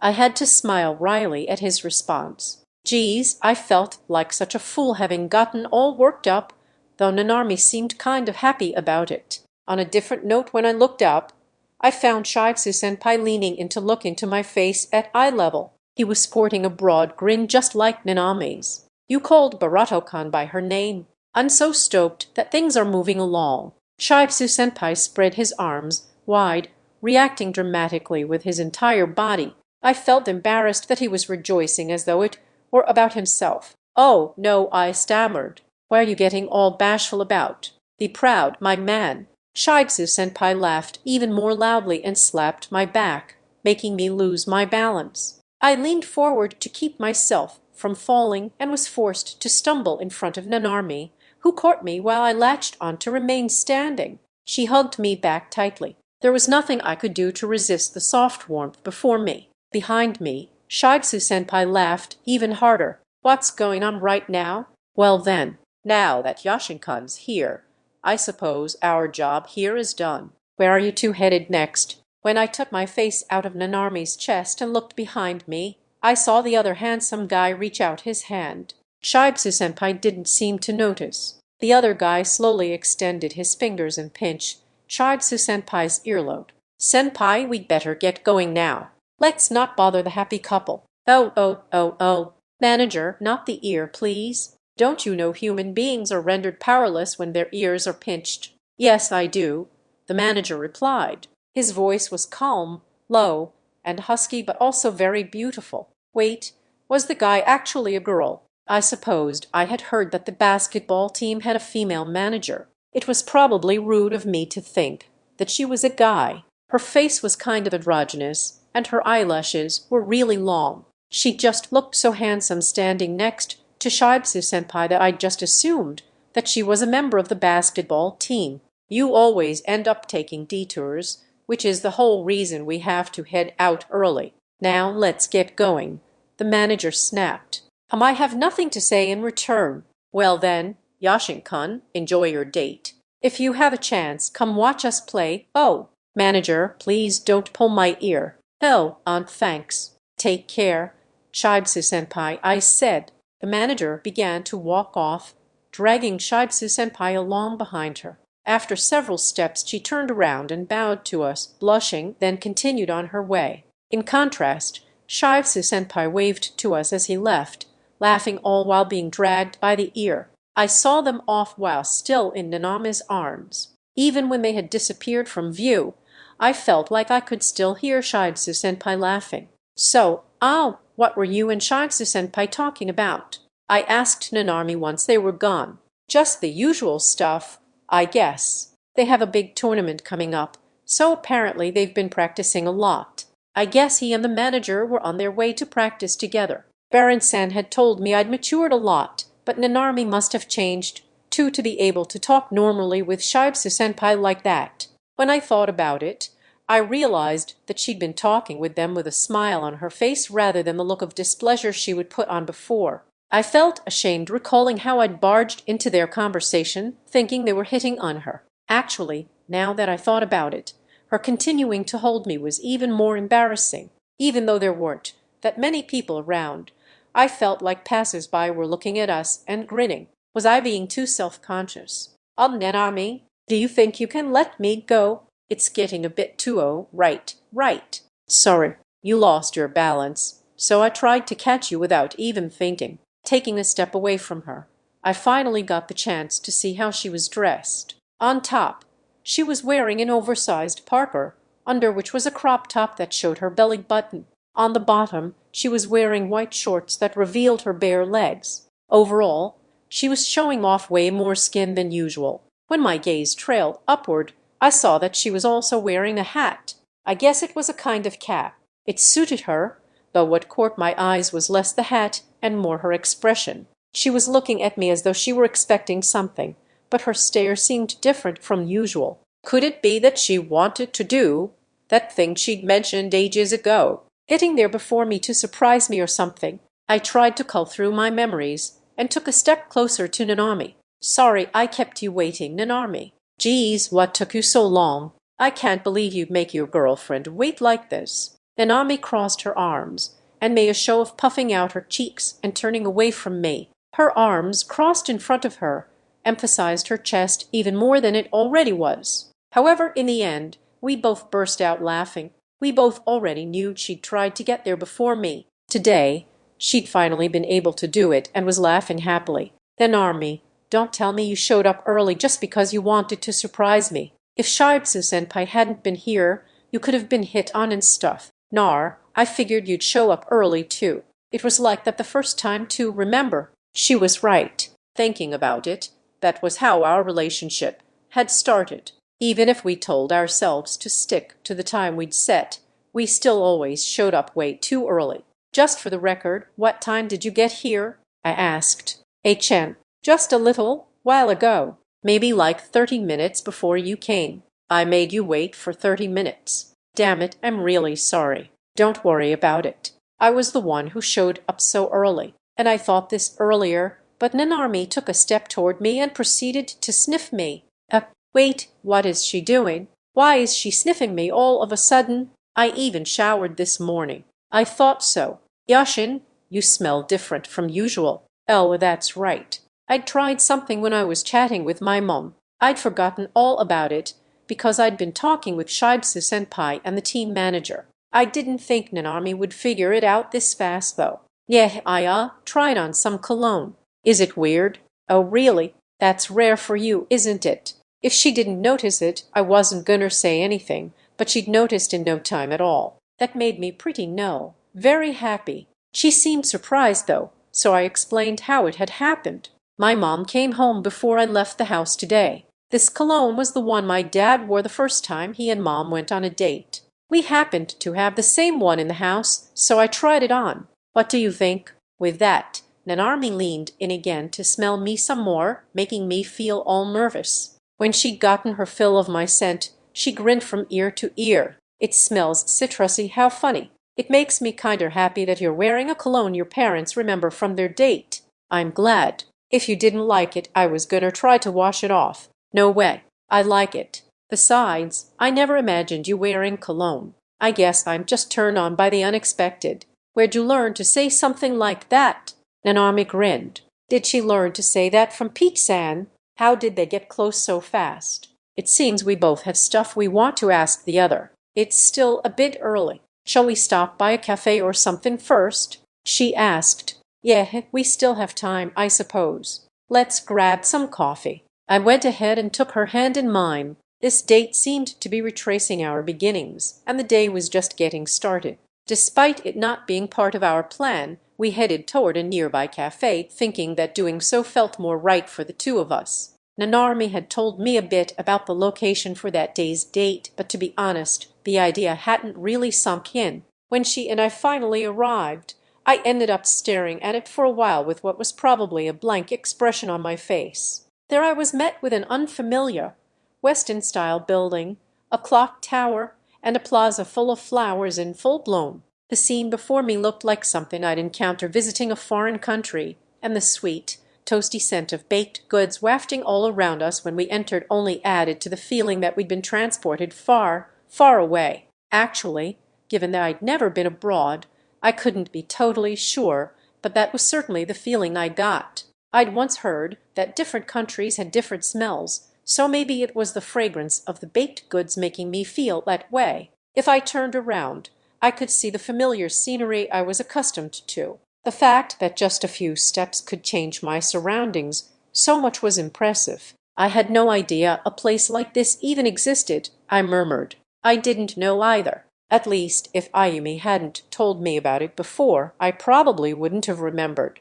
Kamonai-san told you about this place. Yep, she said she came here on a date with her boyfriend one winter. I only remembered recently. The theme park we were visiting had been established by a confectionery company to introduce its history and various products to the public. Visitors could watch as various treats were made, participate in sweets-making workshops, and enjoy various events held throughout the year. Embarrassingly enough, I'd only learned of the existence of this park when I'd heard about it from Nanarmi. Apparently, it was a pretty famous theme park, but I'd never even heard of it. The entrance to the park itself was completely free, although the various events and workshops required the purchase of tickets to attend.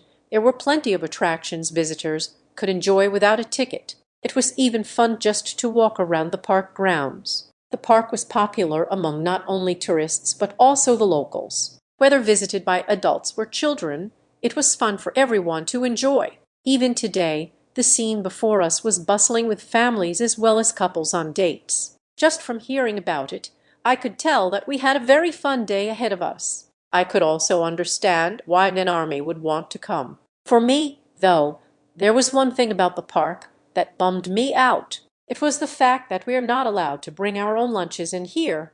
Ha, that's right. My biggest and only complaint about this theme park was that, because that meant I wouldn't be able to enjoy Nanarmi's cooking today. Well, it can't be helped, Nanarmi said. I have a feeling it's pretty rare that a theme park like this would let people bring in their own food. Yeah, you're right. We're planning on eating out for dinner though, right?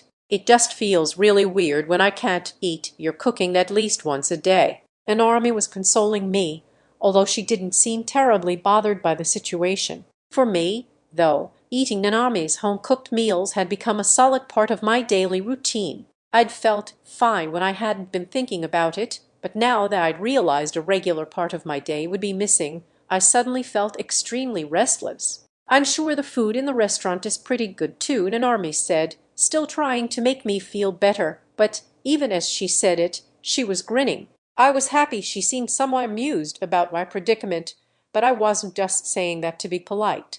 I genuinely felt sad about the whole affair. I guess this is what it means to be completely led by your stomach. When I thought about it, I realized how lucky I really was. I mean, just how many high schoolers out there could claim that eating their girlfriend's cooking was a part of their daily routine. Yeah, if I complained any more about it, I'd most definitely be punished by Calmer. We were on a date. I had to snap out of it. All right, then, I said. It's a bummer I can't eat your cooking, but let's have fun today. Also, thank you for always making me such delicious food. Oh, not at all. I only cook because I like doing it. But you're right. We're gonna have a blast today. Nanarmi smiled happily, then swung my hand in hers back and forth in an arc. Yeah, it was best that we just focus on having fun. We finally started making our way around the theme park. When I asked Nanarmi where we should go first, she tugged at my hand, saying there was a place she wanted to check out. As we strolled and chatted, we arrived at a courtyard with a garden of beautiful flowers. As soon as we stepped inside, the aromas around us changed completely. Until a moment ago, the smell of sweet baked goods had lingered in the air. Here, though, we were struck by the many different scents of flowers. I was overwhelmed by the sheer number of flowers in bloom. One of my strongest memories of flowers was of the cherry blossoms we'd seen together on our recent trip. At that park, pink and white petals had floated all around us, and we'd been able to experience the unembellished beauty of flowers in nature. Here, in contrast, flowers of myriad colors were blooming in and alongside various man-made objects. Along the red brick path, around a dome-shaped sculpture, inside a white picket fence in the shape of a green arch, blooming flowers decorated each and every such structure as far as the eye could see. A garden thoughtfully designed by human hands welcomed us. Although it was the polar opposite of a naturally occurring scene,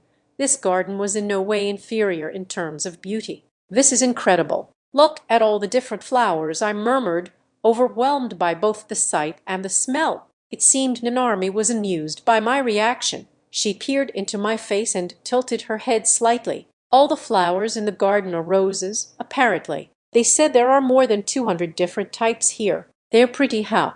Plus they smell amazing, she said. Wait, seriously. I had no idea there were so many types. Yeah, me neither. Well then, shall we go in? Still holding hands, we stepped into the garden. As we looked around, beautiful flowers of white, yellow, orange, pink, red, and purple delighted our vision, and they were all roses in my mind. Roses had always been red, so this was a whole new discovery for me. I've been feeling a long way from home ever since we got here, but this garden looks even more like it's in a foreign country than where we were walking through before. Take that building there, I don't think I've ever seen anything like that around town, I remarked. Yeah, I wonder what country this place is supposed to look like. I guess it must be somewhere in Europe. Hot? Why Europe, though? I mean, I do kind of think of France when I hear roses, too, but still, I wondered if associating roses with France was just a stereotype. After all, it felt like something that had come about due to the influence of things like manga and video games, though I supposed as long as it was beautiful, I didn't really mind where we were. It should be nice to travel abroad together one day, don't you think? Nanarmi said, like on a graduation trip. But that means I'll have to save up a lot. Maybe I should get a part-time job. Although she was mumbling, I'd totally heard her sudden U-turn. Honey, was she gonna say honeymoon? I probably shouldn't ask. Yeah, I should just take it to mean she's really enjoying the date, and not that she's getting ahead of herself. Seeing the fountain, the flower beds, the clock tower, and the buildings against the backdrop of roses, I really did feel like we were traveling abroad. Then I came upon a strange hollow, or rather, a hole in the flower bed. Nanarmi, do you see that hole over there? I wonder what that's about. Oh, you're right. I wonder too. It looks heart-shaped. I wonder if it's supposed to be part of the design, with some kind of a gimmick fly out of it, or something. I began to wonder, amused, when someone behind us spoke up. People stand there together to take photos in the middle of the flowers. You enter through there, and you take a photo as you stand in the opening. It's really popular. When Nanarmi and I whipped around in surprise, we found one of the park employees standing there. At least, I assumed she was staff, because she was wearing what appeared to be an employee ID around her neck. If you'd like, I can take a picture of the two of you. It'd make for a fantastic memory for any couple. Glancing down at our clasped hands, the staff member smiled brightly as though she'd seen something adorable. We blushed slightly just from hearing ourselves described as a couple. Even so, we didn't let go of each other's hand. Instead, we handed our phones to the staff member. Thank you. That'd be really nice, I said to her. Thank you so much. Nanarmi added. I was sure that just a little while ago we would have immediately let go of each other's hand. Perhaps this was what it meant to have matured since then. Entering the flower bed via the path the staff member indicated, Nanarmi and I stood in the heart-shaped opening with our upper bodies visible above the flowers. The opening wasn't terribly small, but we both smiled at each other, slightly embarrassed about the unusual closeness between us. Oh, that's fantastic. Can you get a little closer? Perfect. Now, smile. Following the staff member's prompt, we stepped even closer to one another, close enough for our bodies to nearly touch, and then made peace signs with our fingers. The staff member took a few photos of us that way, but then frowned slightly. Did the photos not come out well? I wondered. These photos are great and all, she said, but would you like to try making a heart shape with your hands? It'll look great in the photo, and I bet it'll make a great memory. Wait, a heart. You mean that thing couples do, with each person making up half the heart with their hand? Feeling flustered, I turned toward Nanarmi and asked, What do you want to do? I guess I don't even need to ask. Did I look that eager? I'd say so. Your eyes are all sparkly. I guess you want to do it. How? Nanarmi had blushed at the staff member's suggestion, but with her eyes aglow, she immediately started looking at me, her gaze full of expectations. Was there a guy out there who could refuse his girlfriend when she was looking at him like this? I, for one, could not. What happened to feeling uncomfortable around guys? You seemed a lot more relaxed around Shitsu-senpai too. That's all thanks to you, you know. You're the one who taught me all these things, so you'd better take responsibility for it. Nanarmi leaned in closer and looked at me, a mischievous glint in her eyes. There she goes, making suggestive comments again. We're even in front of the staff this time. Looking down at her as she gazed up at me, her eyes still sparkling, I smiled wryly in defeat, only to be caught off guard by the staff member. This is too adorable. How lovely to run into such a loving, innocent couple. All righty then, go ahead and strike me a pose. Hearing that, Nanarmi and I both spun around to look at her. It was as though we'd heard her unfiltered thoughts for a moment, but I decided to pretend I hadn't heard. Adorable. Are we really? I was pretty sure this was the first time anyone had ever called us that. She must just be exaggerating. Still holding hands, Nanarmi and I used our free hands to make the shape of a heart in front of us. This is a lot more embarrassing than it looks. I'd thought it would be fine, since all I was doing was making a simple shape, but I felt like once all was said and done, I wouldn't be able to show anyone these pictures. Nanarmi seemed to feel the same way, since she was blushing and shivering slightly. This is great. This is excellent.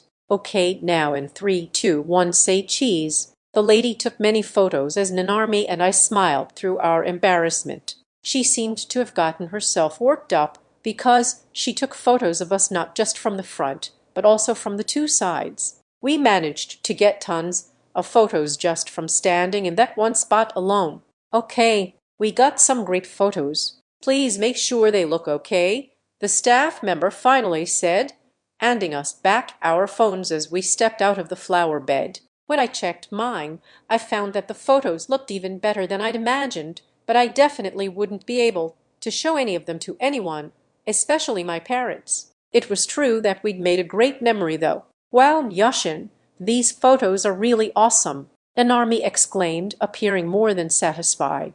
Yeah, all was well as long as she was happy. She might not be able to resist showing off the photos to her mom and sister, but I was willing to accept that just as long as she didn't show them to my own parents. Just as we were about to thank the staff member for taking our photo, she made another suggestion for a photo shoot. I also recommend taking photos in front of that European-style building or in front of the clock tower. If you'd like, I'd be more than happy to take them. What do you think? Thank you so much, but are you sure that's okay with you? I asked. I'm on the custodial staff, so roses aren't my specialty. I get requests all the time to take pictures, though, so please don't worry about it. This lady was amazing at customer service. We had no reason to refuse, so we gladly accepted her offer. First, she got photos of us and the roses in front of the building. We didn't make a heart shape with our hands this time, but the photos still made it look like we were on an overseas trip.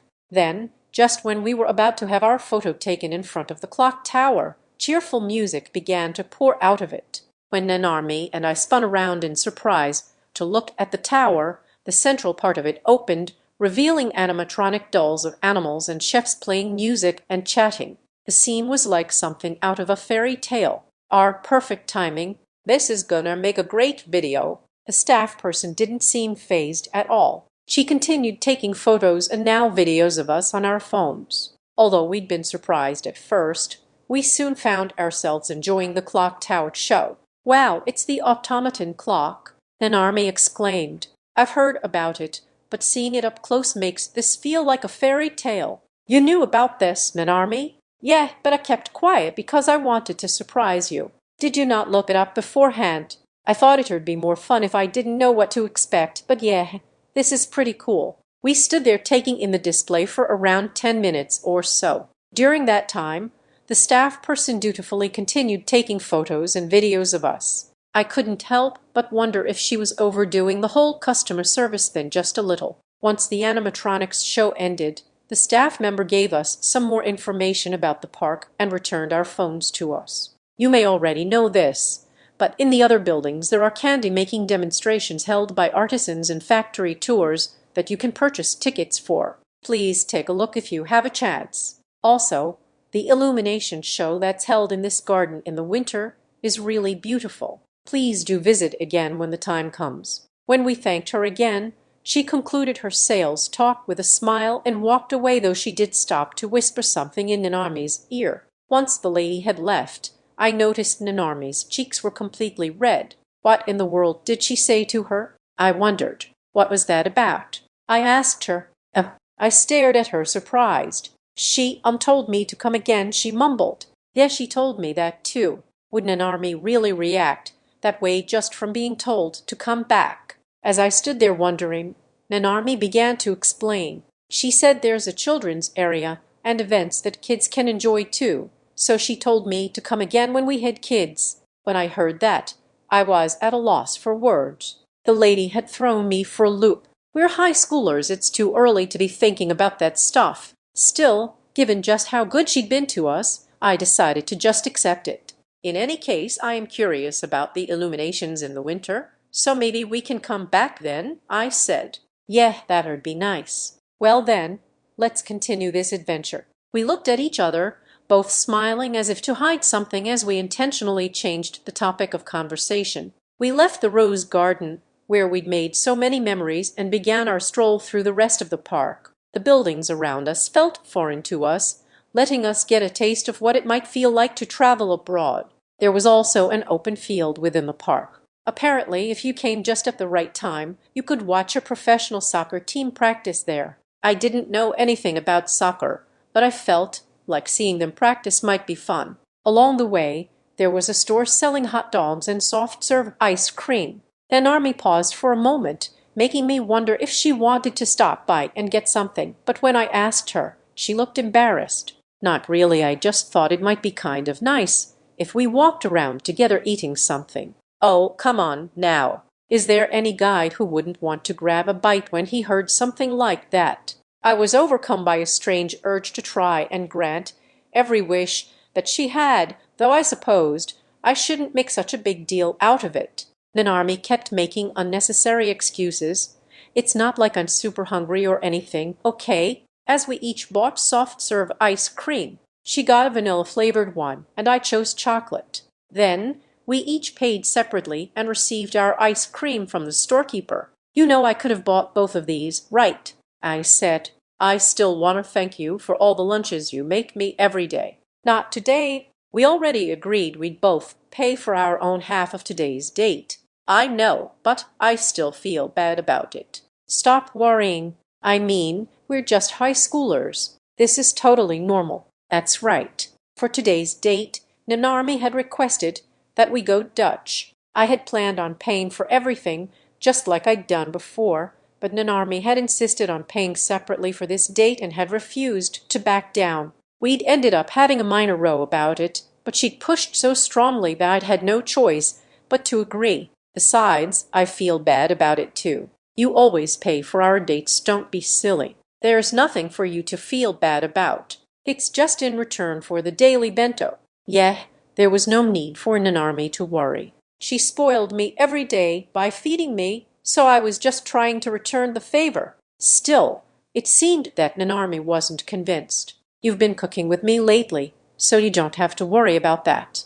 It goes both ways, you know. We should do all our dates like this. I'd assumed that we were paying for ourselves for just this date only, but it seemed that Nanarmi wanted to continue doing this for all our dates. It goes both ways, I couldn't exactly argue, but I still couldn't help feeling vaguely troubled by the thought. I don't know, is that even okay? Grimacing at the strange feeling in my chest, I tried some of my ice cream. A familiar taste, slightly bitter, yet still satisfyingly sweet, filled my mouth. Yup, it was delicious. Tasting something sweet helped to calm me down a little. What Nanarmi had said did make sense in a way. It was important that neither of us felt like we owed the other something at least. I thought I'd read something like that somewhere before. It made sense, but our dates up until that one hadn't actually been that big of an expense. That was why, at least on a day when we wouldn't get to eat her bento, I wanted to be the one paying, or so I'd been thinking.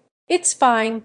Oh, but if you're so worried, you can let me have a taste of yours. The chocolate one looks delicious too. Nanarmi must have sensed what I was thinking. Laughing, she stuck her spoon into my ice cream and, after digging out a small spoonful, brought it to her mouth. It was almost as though her smile were telling me to enjoy the day rather than continue mulling over things. As she ate the ice cream, a bit that had melted on the spoon dripped down the corner of her lips. She ended up licking it off with her own tongue. Stunned by the subtle movement, I felt my heart skip a beat and found myself staring. "Hey, Chen, do you want some of this too? The vanilla's really good. Here, say R." Having noticed me looking at her, Nanarmi scooped up some of the vanilla ice cream and brought it inches away from my face. Apparently, my stare had given her the wrong impression. I couldn't just leave her and her spoon hanging, so I went in to eat what she was offering. The vanilla flavor slowly spread throughout my mouth. She was right. This one was tasty too. Still, to think that she'd feed me with her own spoon. See, you're glad we didn't get the mixed swirl, right? Nanarmi looked on, satisfied and smiling as I swallowed the ice cream. Seeing that smile, I finally understood. The ice cream place also sold a mix of both vanilla and chocolate, but Nanarmi had explicitly suggested that we each buy the flavors separately. She must have made that suggestion because she'd wanted to do this. Feeling that it wasn't fair for her to keep getting the better of me, I scooped up some of my own ice cream and brought the spoon closer to her face. "Here, Nanarmi, say R." I've already had some, she declared. Oh, did you not like it? I did not like it. Geez, what kind of way to ask is that? Even if she said that this was the way, I was used to being asked questions, and by Nanarmi herself, no less. I never thought that I'd be the one to ask a question in that way, though. Still, Nanarmi laughed happily and tasted the chocolate ice cream again from the spoon I was holding out to her. It's good, she said. Yeah, it is. Walking while enjoying soft serve, I was pretty sure I'd never done such a thing until now. We continued strolling, looking around and making our way slowly through the park. After passing the European-style building that the staff member had told us about earlier, we noticed that there were more people here than there'd been before. When we looked more carefully, I realized they were standing in line for something. There's a line over there. Shall we go look? Nanarmi asked. Yeah, let's check it out. Curious, we approached the line and saw that it was made up of families waiting to ride the miniature train. There were local kids as well as tourists from abroad. Everyone was talking all at once, making for a very multicultural scene. A miniature railroad, huh? The tracks we saw on our way here must have been for this. Oh, and there's one going around even now. Wow, I didn't even realize that, I said. I'd been so engrossed in walking and eating with Nanarmi that I hadn't even noticed. The colorful trains riding along the jet-black tracks were filled with happy children and their parents. It was an adorable sight. What do you want to do, Nanarmi? There's a line, but do you want to ride the train? I wonder how long the wait is. If it's not too long, I'd like to ride it, but I dunno. What do you think we should do? As we stood there, staring at the line and trying to make up our minds, my stomach let out a loud growl. Maybe snacking on an ice cream rather than having a full meal had made my stomach crave more, because I suddenly felt very hungry. Nanarmi burst out laughing while I turned scarlet from embarrassment. I mean, why did my stomach have to start growling so loudly at a time like this? Your stomach's honest, at least. It's almost lunchtime, so how about we eat first, and if it's not too crowded, maybe we can ride the train after. Ugh, I'm sorry. Yeah, it'd be great if we could do that. We turned around, leaving the line for the train behind, and walked back up the path we'd come down, heading toward a restaurant. Passing by the ice cream place along the way, I regretted not having chosen a hot dog instead, since eating one would probably have spared me all this embarrassment. Well, it's too late now. We can still enjoy ourselves all afternoon. With that in mind, I chatted with Nanarmi about what we wanted to do after lunch. If it wasn't crowded, we could go on the train. Since we'd both had money to spare, we could also buy tickets to go on a factory tour or take part in one of the sweets-making workshops. We continued chatting like this until we found ourselves in front of the restaurant. There were two places in the park to sit down and eat.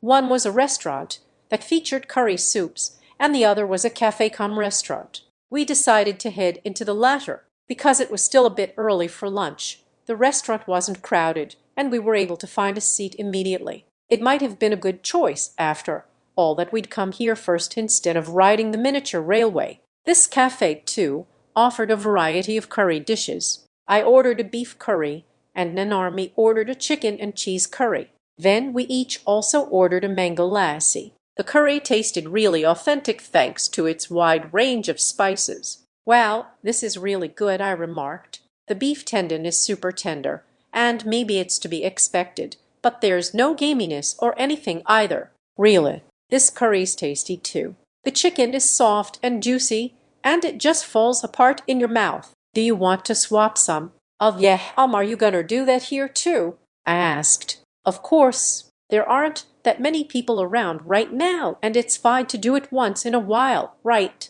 And there, too, we fed each other spoonfuls of food. I wondered if I was imagining it, but I felt like the servers were looking at us warmly. Yeah, the beef one really is good. I'd never had beef tendon before, but maybe I should try making it at home sometime, Nanarmi mumbled. The chicken curry's good too. At home, we only have pork curry, so maybe we can try making chicken curry together too. We continued to feed each other curry and imagine what it would be like to cook the two dishes together at home. The spice blend seemed pretty authentic, so even if we couldn't recreate the taste, we could at least use similar ingredients. In the end, Even when we were eating out, we had ended up talking about cooking ourselves. But what should we do about dinner? I thought we'd maybe eat here, but the other place just had curry soups. Should we find somewhere else to eat? I asked. I guess so. Should we try walking around near the park to see what we find? I'm fine eating at a family restaurant or something. Nanarmi suddenly paused, then turned to me with a mischievous grin. Do you want me to make dinner and feed it to you? What was it you said? That you feel weird when you can't eat my cooking? To be honest, her idea was incredibly alluring. I felt the urge to jump on the offer, but I refrained. Let's not do that. We still have a lot to do here, so you'll be tired by then. I can't make you cook when you're tired. Let's have fun this afternoon, then tonight we can have dinner out like we originally planned. I see. Yeah, thanks. In that case, let's have all sorts of fun. Shall we head back to the mini rail? It shouldn't be so crowded at lunchtime. Sounds great. With our lunch over, we returned to the place from earlier in order to try and ride the miniature railway. The line wasn't as long as before. There were just over 10 people in front of us and about 3 families behind us. Just as I thought we might be able to get on the ride soon, we ran into some trouble. I happened to overhear the person at the ticket window speaking to the family waiting in line behind us. I'm terribly sorry. We are going to be performing routine maintenance work, and we won't be able to fit everyone on. Would it be possible to ask you to wait until maintenance is complete? It seemed that Nanarmi and I had just managed to squeeze on to the last ride. For a moment, I thought we'd gotten lucky, but then the little boy in the family started crying. We can't ride it, he asked, his eyes filling with tears. His parents tried their best to console him. From what I could hear, the family had plans later in the day, so they'd lined up to ride the train before leaving the park. The parents, looking troubled, were comforting the boy who didn't seem like he was going to stop crying anytime soon, but also they sounded kind of angry. Would you like to take this ticket?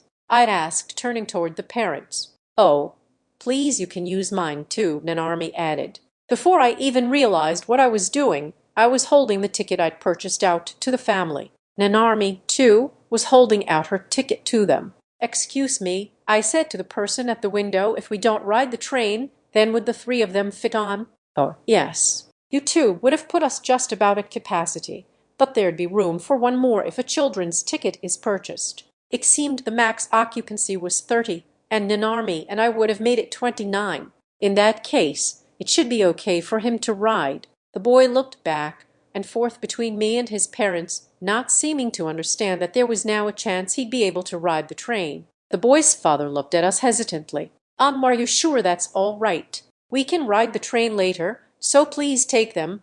I insisted. It's true. We'll be here all day at our date. As if to help get rid of the parents' reluctance, Nanarmi entwined her arm with mine and smiled at them brightly. Actually, I'd experienced something like this before. A long time ago, some playground equipment that I'd put off riding until later broke, which meant I couldn't ride it at all. What should have been a fun memory had ended up getting overwritten by a sad one. Now, of course, I could say that even that was a good memory, but if there was an opportunity for me to help keep a fun memory from turning into a sad one, then I felt like I could definitely make the choice to do that.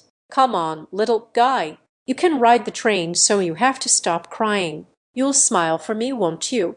Nanarmi said, crouching down and gently patting the boy on the head. The little boy looked at Nanarmi and blushed slightly, no, a lot, and scurried to hide behind his mother. Maybe he felt shy seeing a Gyaru for the first time in his life. Could this encounter have awakened a certain fetish in this young boy? I can't say I wasn't worried. The boy, still blushing, poked his head out from behind his mother. Thank you, One-chan, Onie-chan, he said. Just hearing those words from him was enough for me. The boy's parents took the tickets from us and paid us for them. They then purchased an additional children's ticket from the staff in the window. Shortly after, the parents bowed to us a number of times, and the boy waved to us before the family set off on their train ride. Once we'd seen them off, I turned to Nanarmi again. I'm sorry, Nanarmi. I gave away my ticket without even consulting you. I know you wanted to ride the train too.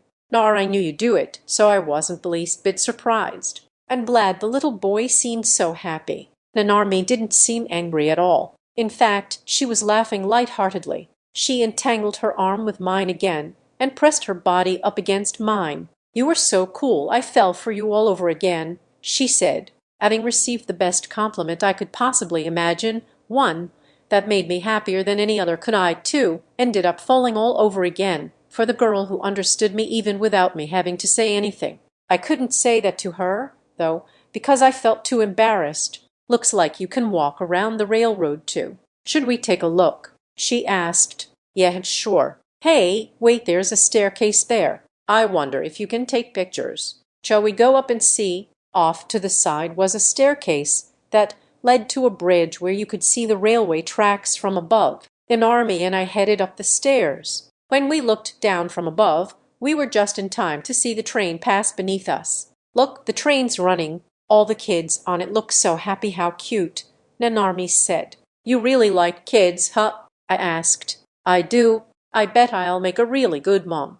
Nanarmi winked and puffed out her chest with confidence, to which I shrugged slightly and agreed. It seemed she didn't like my reaction, though, because she laughed and began poking me in my side. For some time the battle between me and Nanarmi unfolded on the bridge, but Nanarmi eventually calmed down and recalled the little boy from earlier. That boy was getting all red and embarrassed. "I wonder if he's shy. It was so cute." "Nar, I was pretty sure that was just him getting all bashful in front of an older woman." I wasn't going to mention the whole fetish thing, but I glanced furtively at Nanarmi nonetheless. If a teenage girl dressed like that helped to console a pure and innocent child, that child would most definitely develop a crush on her. To be honest, I really was starting to feel concerned about having affected the boy's proclivities, though I wasn't sure if that was something I needed to worry about. "Wait, look. He's waving to us from the train. Yashin, you should wave back at him too."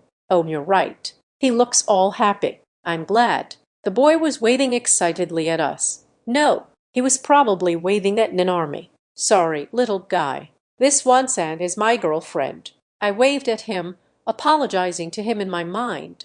Although we hadn't managed to ride the miniature train, we'd still been able to learn that we felt the same way about each other. That alone made for a great memory. I felt like we'd been able to do that because we weren't on a date that involved such a packed schedule. And now we were having our picture taken with the train in the background as it went on its last journey, at least its last journey before it went into the depot to get serviced. One of the staff members had offered to take a photo of us with the train in the background. That staff member was the one who'd been working the ticket booth when we'd bought our train tickets earlier. It seemed that they, too, had felt really terrible seeing the young boy cry, so they thanked us for what we'd done for the family. Apparently, the routine maintenance was to take about an hour. So, having had our photos taken, we decided we'd come back again around that time. "Well then, now that our train ride's been postponed, what should we do?" I asked. "Where do you want to go, Nanarmi? Is there anywhere you want to go?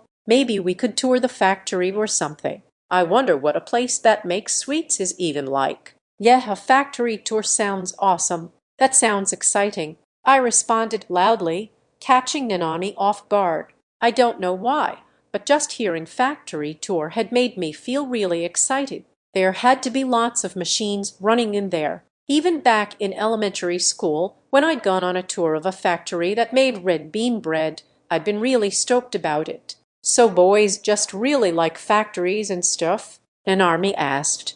Sorry, I got carried away and got too loud." Nanarmi giggled. "You're so cute." Her last comment made it seem like she hadn't quite shaken off the feeling she'd had when she was talking to the little boy. I wondered if being called cute was a compliment. It wasn't like I was the one who'd acted really childish in front of her. In any event, given the consensus, we decided to head to the factory. The factory was on the opposite side of the park to the miniature railway. We had to walk from one end of the park to the other, but even that ended up being fun. Maybe it was because I was together with Nanarmi, but even the time we spent making our way there felt precious to me. It was also really nice to hold hands and stroll together at our own leisure. Chatting while walking, we reached our destination in no time. We recognized the clock tower from earlier and only then realized that we'd gone back and forth across the theme park about 3 times already.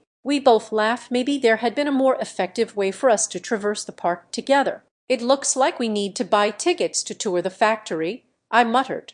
It says ticket center over there, but wow, that's a long line. I bet it'll only take like 10 or 20 minutes for us to get to the front of the line, though. Then time'll just fly by if I'm chatting with you. As we stood in line along with everyone else, we talked about where we'd go after the factory tour. Even that was so fun that we nearly forgot we were standing in line. As we stood there chatting, we suddenly heard yelling from people that were standing about 2 parties ahead of us. What the hell? We've been here for 10 minutes already, but this line isn't even moving. We are only standing around here because you said you wanted to see this place. Let's just go somewhere else. Come on, I always go to places you want to go to, so why can't you do something I like for a change? I was really looking forward to today. Apparently, a couple had started arguing after having stood in line for too long. Wait, it's already been 10 minutes. I'd been so busy talking with Nanarmi that I hadn't been paying attention. I suppose the line hadn't moved that much. Maybe we really were going to have to wait for a pretty long time. Still, I wasn't a big fan of people arguing so loudly like that. Nanarmi must have felt the same because she was frowning slightly. Just as I was thinking that fighting in front of people wasn't wise, she suddenly muttered, I wonder if we'll ever fight like that too one day. I know we had a small fight the other day, but that was more like me sulking all on my own. It seemed that Nanarmi, having witnessed the couple arguing, was starting to imagine that we might one day end up fighting like that too. She was gazing anxiously at the quarreling couple. My heart ached to see her so sad, especially when we were supposed to be in the middle of a fun date. But I can't say for certain what the future holds, and maybe you're right. We'll have an even worse fight than before, or we'll argue because maybe we have different opinions and stuff. I said, yeah, I guess a day like that'll come, huh?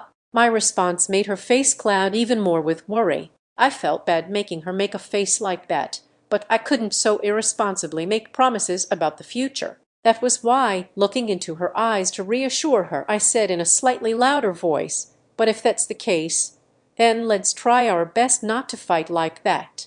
I know that sounds idealistic, but if we always try to communicate with each other and try to care for and respect one another, I'm sure it'll be fine. Yeah, but even then we'll probably still have fights, won't we? She asked. You're right. There'll probably still be times when we'll fight. I don't think it's really possible to be in a relationship where you don't fight at all. So I'm sure we'll have times like that too. It seemed she truly was worried because she seemed anxious, even hearing that. That was why I'd continued speaking in order to put her at ease. Such an anxious face wasn't fit for a date like this. As long as we do our best not to forget the way we feel for each other right now, we'll always be able to make up. I know it, I said. Whether we could actually do, that would be up to future me. Rather than irresponsibly saying that I was going to leave it up to my future self, though, I'd come up with something I could focus on now instead. Something both present me and future me could focus on. If I did that, then everything would be fine. Yeah, you're right. Even if we fight, we just have to make up. I was the one who said I wanted our relationship to grow stronger like that. I was getting down on myself over nothing. Come to think of it, Nanarmi and I had talked about something like this during our aquarium date. Back then, we'd taken turns resting our heads in each other's lap. My face grew hot just from me thinking about it. As I was reminiscing about that date, I realized that the yelling between the couple had died down. Wait, are they looking our way? Look, I'm sorry. Even a young couple like that is being so thoughtful. You're always so considerate toward me, but I wasn't being considerate enough toward you, the man was saying. And I'm sorry for raising my voice. The woman replied, I know you don't like standing in line, but I forced you to come with me. The couple, still stealing glances at us, was now apologizing to each other. It seemed they'd overheard our conversation. Well, if we could hear their conversation, then of course they could hear ours too. Their fighting had stopped, and it seemed they were linking arms and making up. The man and the woman then smiled awkwardly at us and bowed. It might have been my imagination, but it seemed like the atmosphere around us had become friendlier. Nanarmi and I, too, laughed and bowed to the couple. I guess they heard us, huh? I said. I guess so. It's a little embarrassing, but maybe it's a good thing if it helped them stop fighting." Nanarmi smiled at me. I didn't see any of the uneasiness from moments ago in her expression. The whole ordeal was pretty embarrassing, but if it meant that I was able to see Nanarmi smile, then I could live with that. If we were to fight, I wonder what it would be about. She said, "A fight between us." "What about that thing about calling you by your name?" I asked. "That was just me being weird. I mean like the kind of fight where we'd yell at each other," she explained. Having returned to her usual mood, Nanami began to imagine various potential scenarios for future fights. Maybe she felt more relaxed knowing we could always make up. But even then a fight, huh? So I'd have to yell too, right? I wonder why I do that. I said. I couldn't come up with anything. As I stood there thinking about it, Nanarmi suddenly pointed her index finger as though she thought of something. Maybe something related to food, like it's too bland, the miso soup is lukewarm, or something like that, she suggested. We'd fight about that. "Don't you think that would only happen if I messed up with the cooking?" I asked. "But if that's the case, wouldn't that make me a horrible person?" Wow, coming up with stuff to fight about is really hard. Yeah, it really is. It's not like it would ever be about cheating or anything. There's no woman better than you. And never, huh? I didn't realize I was so highly rated. Would you ever cheat on me? I asked tentatively. No way. Of course not. There's no guy better than you.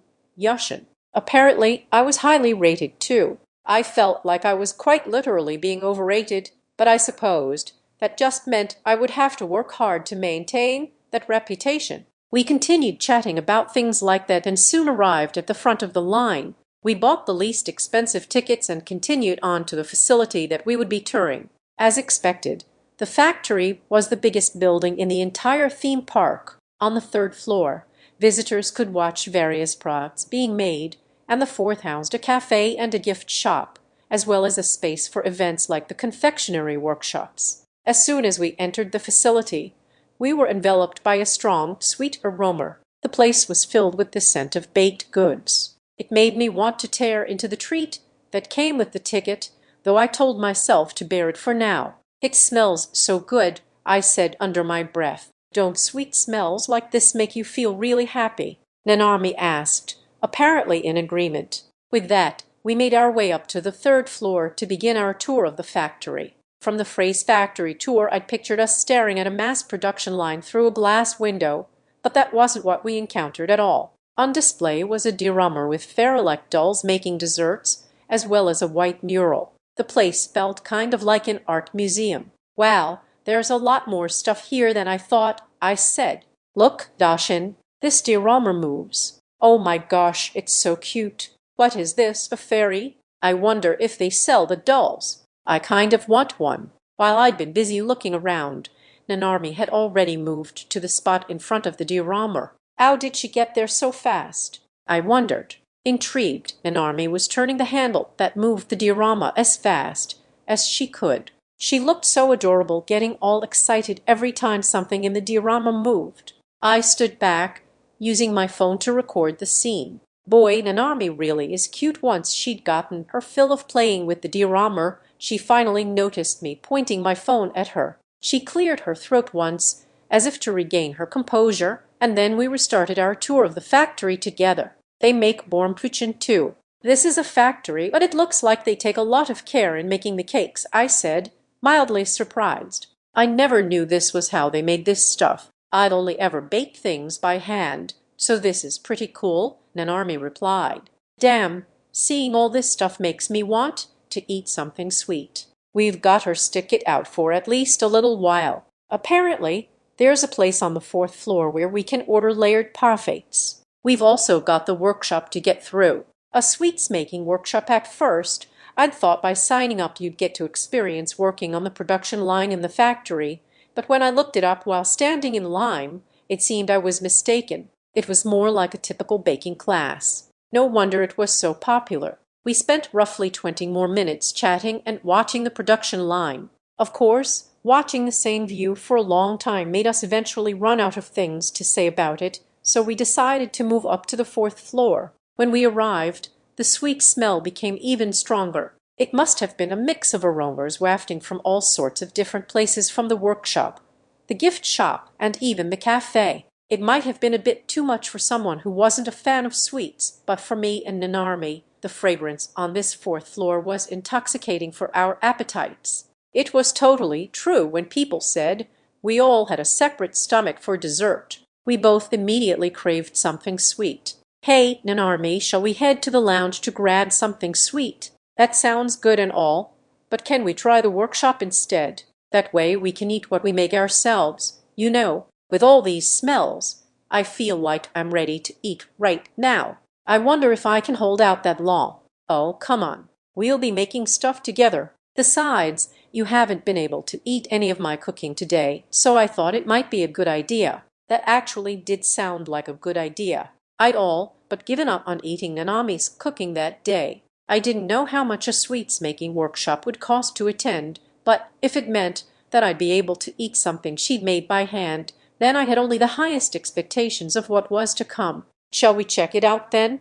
I asked. "Yeah, this seems like fun. What kind of a workshop will it be, though?" Excited, we made our way toward the check-in area of the workshop. It seemed there were various options in terms of tickets. However, the staff member there bowed to us and imparted some tragic news. "I'm terribly sorry, but all of today's workshop placements have already been reserved." The moment we heard that, we both froze. A "pat," a one-word response, along with Nanami's despair-filled wail, reverberated throughout the vicinity. "Oh man, I can't believe all the workshops were full. I'm so sorry, Yashin. I should have checked in advance." "There's nothing for you to apologize for, Nanarmi. I mean, you're not the only one who didn't check. It's just neither of us happened to do it, so please don't feel bad about it." As Nanarmi draped her upper body on the table and continued to lament, I tried to console her while stroking her hair. With her leaning over like that, though, I was having a hard time figuring out where to look. The reason I was stroking her hair was because she gazed up at me as if asking me to do so. I hadn't noticed at first and just thought it was cute, so she'd shaken her head to tell me otherwise. "I thought maybe we'd get into a fight like that couple from earlier," she mumbled. "I mean, I was looking forward to it too, so I think we'd both feel pretty bummed out." "Then should I stroke your hair to make you feel better too?" "I think I'll pass," I replied, feeling conflicted for a moment, but choosing to decline her offer. After that, we roamed around the fourth floor for a bit and then arrived at the lounge that sold desserts. The lounge was a large and relaxing space with furnishings in muted colors. Sunlight filtered in through the window, softly lighting the room and making for a calm atmosphere. We'd chosen to stop and rest in this lounge because we thought we'd be able to chat calmly here, and we were still craving something sweet. This was how we'd found ourselves in our current situation, in which she was lying face down on the table. We hadn't realized, but visitors could go online to reserve their spots in the sweets-making workshops ahead of time. Nanami wasn't terribly savvy at stuff like that, and I hadn't checked the park website, thinking I'd be able to have more fun here that way. Although you didn't necessarily have to reserve spots online, our timing just so happened to suck. Apparently, a large group had booked most of the spots, so the times that were usually open had all been filled. I knew it was important to prepare ahead of time, but this time I'd learned the hard way. That said, I guess we had decided to do the workshop on a whim. "I should have looked into it more," Nanami said with disappointment in her voice. "Or maybe we should have done the factory tour when we first got here. We can't help the way things turned out. Besides, it looked like the prices were pretty steep. Why don't we just put that money toward desserts instead?" "I guess it's okay if you say it like that, but I'm still pretty bummed." A pleasant breeze caressed our cheeks, as if trying to console us. When we'd entered the lounge, the server had led us to some terrace seats since the weather was nice. There were people sitting here and there throughout the place, but it wasn't as crowded here as the workshop. Luckily, we'd been able to take a seat without waiting at all. As the pleasant rays of the sun and the refreshing breeze comforted us, Nanami's once gloomy expression began to turn more cheerful. I continued stroking her head, and maybe because it felt good to her, she looked up slightly with her eyes half closed. "This feels so good," she said with a sigh. "Sitting out here was a great idea.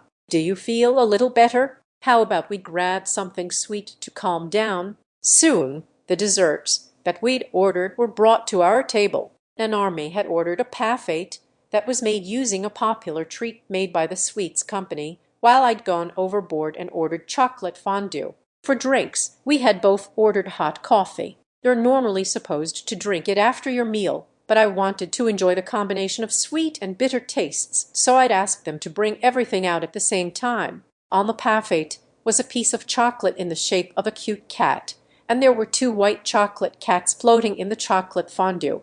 Both desserts looked so cute that they were a feast for the eyes before we'd even dug in. Wait a minute. These cats, feeling that I'd seen the cats somewhere before, I took out the snack that I'd received when I'd purchased the ticket for the factory tour. Looking at its packaging, I saw that it had a picture of the same cats as the ones floating in the fondue. Hey, Nanarmi, do you think the sweets we got with our tickets are different from regular ones? Really? Yeah, and look. This part's a cat, I said. Curious, I looked up the packaging on my phone. It seemed the ones visitors got with the ticket were different from the regular ones sold in stores. Mine had a picture of two cats playing together. That's so cute. I don't think I'd ever seen it before. It kind of looks like you and me. Nanarmi then showed me the pack of sweets she'd received with her ticket. Hers pictured two cats sitting next to each other, cheek to cheek. This was the first time I'd ever seen that as well. That's a little different from mine too. I wonder how many designs there are. It's kind of embarrassing to think that one looks like us though. I said, oh, come on. We can try being this close once in a while. Shall we try it when we get home today? Nanarmi asked. You say once in a while, but I feel like we sit together like that pretty often. Perhaps thanks to the packaging, Nanarmi seemed to be in a better mood. The way she was smiling at me made me feel like I'd only imagined her despair from earlier. I guess we can look forward to visiting the workshop another time, I said. Oh, there's loads of fondue, so how about we eat it together? Here, do you want to try a strawberry? There's Romcom too. Using the metal skewer, I dipped the fruit into the chocolate and offered it to her. Nanarmi, not having had the chance to start on her parfait, seemed to be slightly taken aback. I haven't even had my parfait, she protested, but it does look good. I guess it wouldn't hurt to try it. Nanarmi timidly brought her mouth toward the fruit I offered her. She then offered me a spoonful of her parfait, which I gladly accepted. We spent our time on the terrace peacefully, eating our own desserts and also feeding them to each other. It felt really calming. Even after Nanarmi had finished her parfait, there was still a large amount of fruit, Romcom, and even potato chips left on my plate for the chocolate fondue, which meant we got to continue eating dessert for even longer. I continued dipping various tidbits in chocolate and feeding them to Nanarmi. To be honest, the chocolate fondue was kind of on the pricey side. Since we were both paying for ourselves on today's date, I figured I'd be able to pay her back for her usual kindness by doing this. Nanarmi was smiling as she ate the fruits that I brought to her mouth, and I occasionally managed to snap pictures of her expressions. As I sat there bringing another piece to her mouth, Nanarmi suddenly looked at me and narrowed her eyes. You're thinking something funny, aren't you? What do you mean? It seemed she'd caught onto my scheme, but I continued to play dumb as she stared me down. She paused for a moment, then accepted the piece of chocolate-covered Romcom I was holding out to her. Thanks, she said, smiling slightly as though she'd made peace with the situation. She had a bit of chocolate on the corner of her lips. Thrilled to be thanked, I reached out to wipe it off with my finger, then popped my finger in my mouth without even thinking. Nanarmi looked stunned, but she was nowhere near as stunned as I was. Wait, what did I just do? What did I just do? That was super creepy. She's definitely going to be creeped out. Oh, crap. I mean, this was, I did it without thinking. Yeah, I mean, you must be weirded out, right? I stammered. My face must have been glowing from my wide mix of emotions, but Nanarmi's face was even redder than my own. I stuffed my mouth with fondue to calm myself down, but neither eating dessert nor drinking coffee helped me to snap out of my restlessness. Do you remember when you first met Shibsu-senpai? Nanarmi suddenly asked, her face still red. Shibsu-senpai, I repeated. I couldn't figure out how he was relevant to the situation, but Nanarmi continued. That was the time I took a grain of rice off your cheek and ate it without thinking. Gosh, that feels like such a long time ago. But you know, sometimes I still feel like doing stuff like that. Yeah, that does feel like a long time ago. Man, I was really embarrassed back then, I muttered. You didn't say anything. I could have sworn I was the only one that was all worked up about it. Now do you get how I felt? Yeah, I get it. You must have felt like how I'm feeling now. Encountering the unexpected, making up afterward, growing even closer. When I thought about that, I felt like today's date was helping us to retrace the steps we'd taken so far in our relationship. All of a sudden, it was like the day's events had taken on new meaning. I think I'm gonna run to the restroom real quick. If you want, you can have the rest of the fondue. Wait here for me, I told her. Okay, got it. I'll wait here. Oh, and don't you dare try to pay for us, okay? As I got up from my chair, Nanarmi slid the check away from me before I could reach for it, reminding me of our promise for that day. I had to laugh. I mean, she'd seen through me completely. Got it, I said, raising my hands in surrender. See you in a minute. I'll ask the server to keep an eye on you to make sure no creeps come calling, so just relax. With that, I left the table. Although one of my missions had ended unsuccessfully before it had even begun, there was nothing I could do about it. If I tried to pay for her anyway, we'd definitely end up having a fight, so I decided it was best to just respect her wishes. When I asked the server about keeping an eye on Nanarmi, they told me that most of their customers were families and couples, but nevertheless agreed to watch over her for me. Well, I'm pretty envious that anyone's so loved, they said. It was only then that I realized I was doing something totally embarrassing. Well, it can't be helped. I'm just worried, okay? When I got back from the restroom just outside the cafe, I caught sight of Nanarmi, who was gazing at the scenery and enjoying coffee by herself. She looked so beautiful that I took a photo of her from where I was standing. The sound of my camera going off alerted her to my presence. She smiled at me, slightly embarrassed that I'd taken a candid photo of her. After that, she headed to the restroom after me while I spent a bit more time relaxing at the cafe. When she returned, she took a photo of me too, as if to get back at me for earlier. One of the servers also offered to take photos of us as we sat on the terrace. They snapped one of us feeding the other the last bit of fondue, or rather, they asked us to do it so they could take the photo. I wasn't sure if it was because we were at a theme park that so many staff members were so gung-ho about taking pictures, or if this was supposed to be normal. After we'd thanked our server, we left the lounge. As predicted, we got into a tiff when we were about to pay. Nanarmi must have expected it too.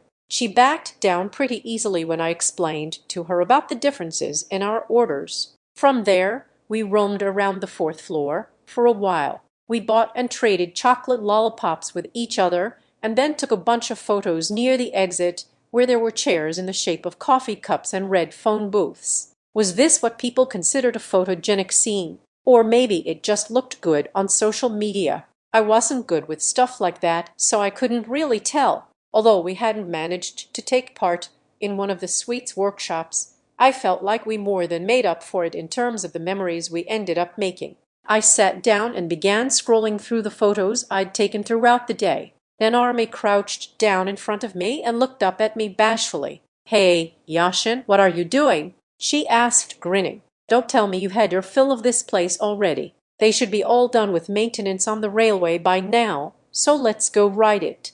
Plus there are places we still haven't seen. We've got to check those out too. There's still so much left to do today." I looked back at her and blinked. She was right. The day's date wasn't over yet. "I can't believe you were so depressed just a little while ago," I said. "I'm glad you're having a good time though. My sadness all went away thanks to you. And besides, I think it was good that things turned out this way." "What do you mean?" "We'll have something to look forward to for next time. The parks open later in the winter, and the illuminations are supposed to be really pretty, so next time, let's make reservations and do the sweets workshop too. Should we pinky swear on it then?" I only asked that as a joke, but Nanarmi immediately brought her pinky out toward me. I was surprised at first, but we smiled at each other and hooked our two pinkies together. After that, We both burst out laughing immediately. Nanarmi was laughing happily, as though thrilled about our new promise.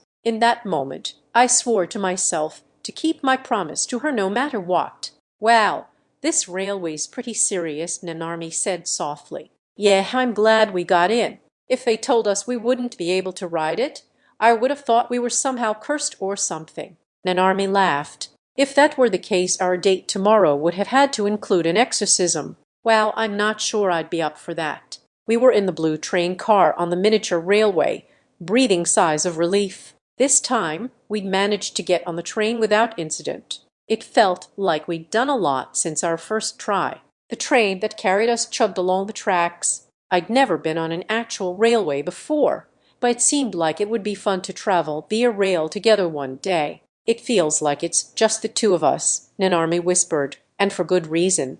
There were only the two of us in the blue train car. The other cars, too, only had handfuls of people. There were even some that were completely empty. Maybe it had been a good idea to ride the train around this time of day. When we tried to get on it earlier, there'd been an entire line of people. I know hindsight's 20/20 and all, but maybe it was good that we ended up doing things this way. I said, "How about we sit together then? You know, like those cats on the package." Nanarmi came up and sat down next to me, pressing her body up against mine. If the car had been crowded, there would have been no way we could have done this. We really had chosen the right time to ride. The train continued along its tracks as an announcement came over the P8 system. The first landmark was a house made of sweets with cute dolls in the background.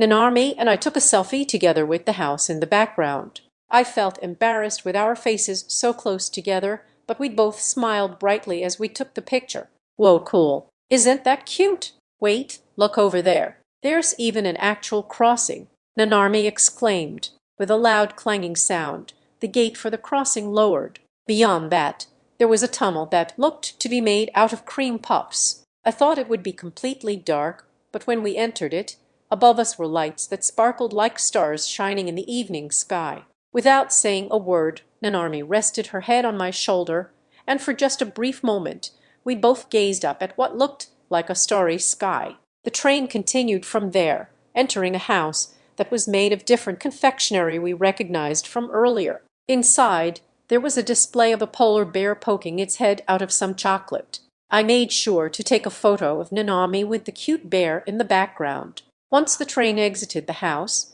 we noticed a tower rising up before us. Several dolls wearing chefs' uniforms were holding it up. As we began to wonder what it was, we heard an announcement from the speakers. "We are now approaching the Love Tower. For those of you here with your partner, please make sure to swing by once.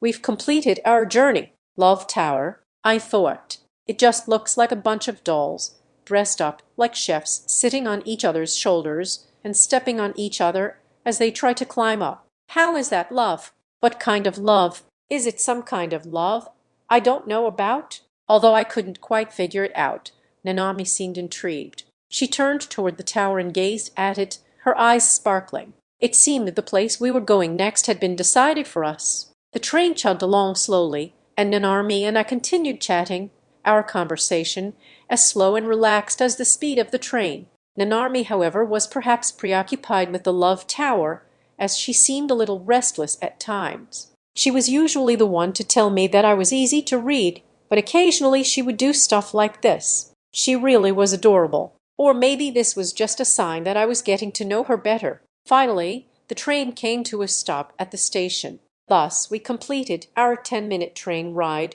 without any mishaps. With her hand in mine, we stepped off of the train, and I stretched a little bit.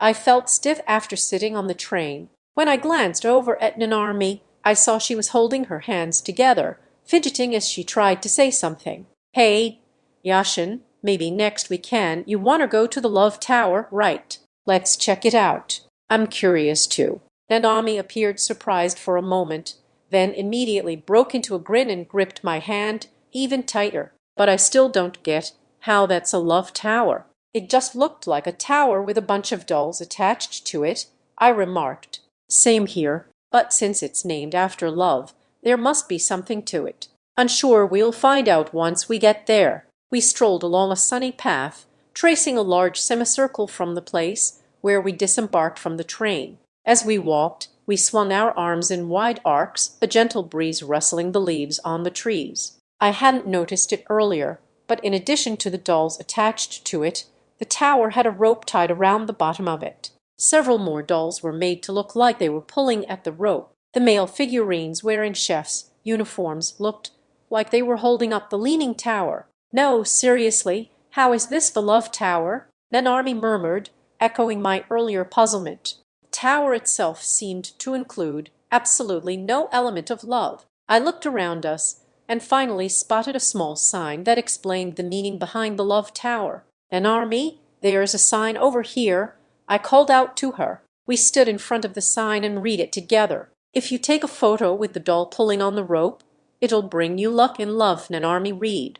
"Luck in love? It says here that if your love has cooled, then it'll be rekindled. If it's still burning bright, it'll become even stronger. And if it's facing trouble, then it'll return to the way it was. It doesn't really say why, though. Huh?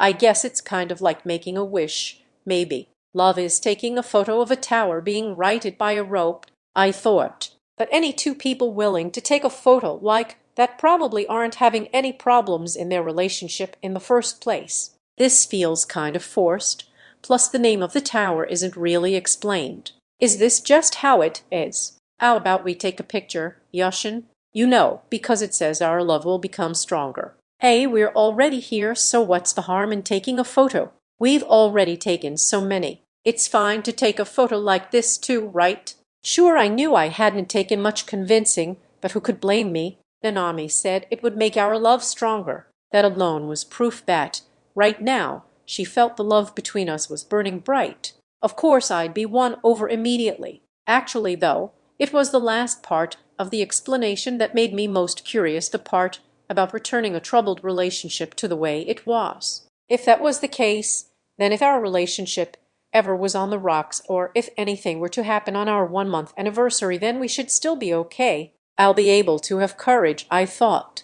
It might only be for comfort, but I figured that when it came to things like that, the more the merrier. Who should go first, then? I asked. I'll take one of you first. Then you can take some of me. We started taking photos of each other as we pulled the rope in front of the dolls. The rope itself didn't budge at all, so the photos we took came out looking kind of fake. After that, a member of staff offered to take a photo while both of us pulled on the rope. We got one photo of me standing in front and Nanarmi standing behind me, and then another with both of us standing next to each other pulling with our hands on top of each other's. The photos looked like scenes from a picture book. Is our love stronger now? I wondered out loud. Nanarmi laughed. Who knows? The photos just looked like we were pulling on a rope, but Nanarmi looked happy nonetheless. I was happy just looking at her joyful face, so I knew we'd made the right choice in taking them. It's starting to get late. Ha! Where should we go last? Nanarmi asked. Should we try going to the place that lady told us about when we were in the rose garden? It's pretty close to here. Yeah, it'd be nice to get some gifts for our families and stuff. Wholesome. Let's go then. We thanked the person who'd taken the photos, then walked a little ways and entered a nearby building. We'd passed the time riding the train and taking a bunch of photos, so it should have been about time. When we entered the building, we noticed a large staircase leading to the upper floor and were overwhelmed by it, covered with red carpet.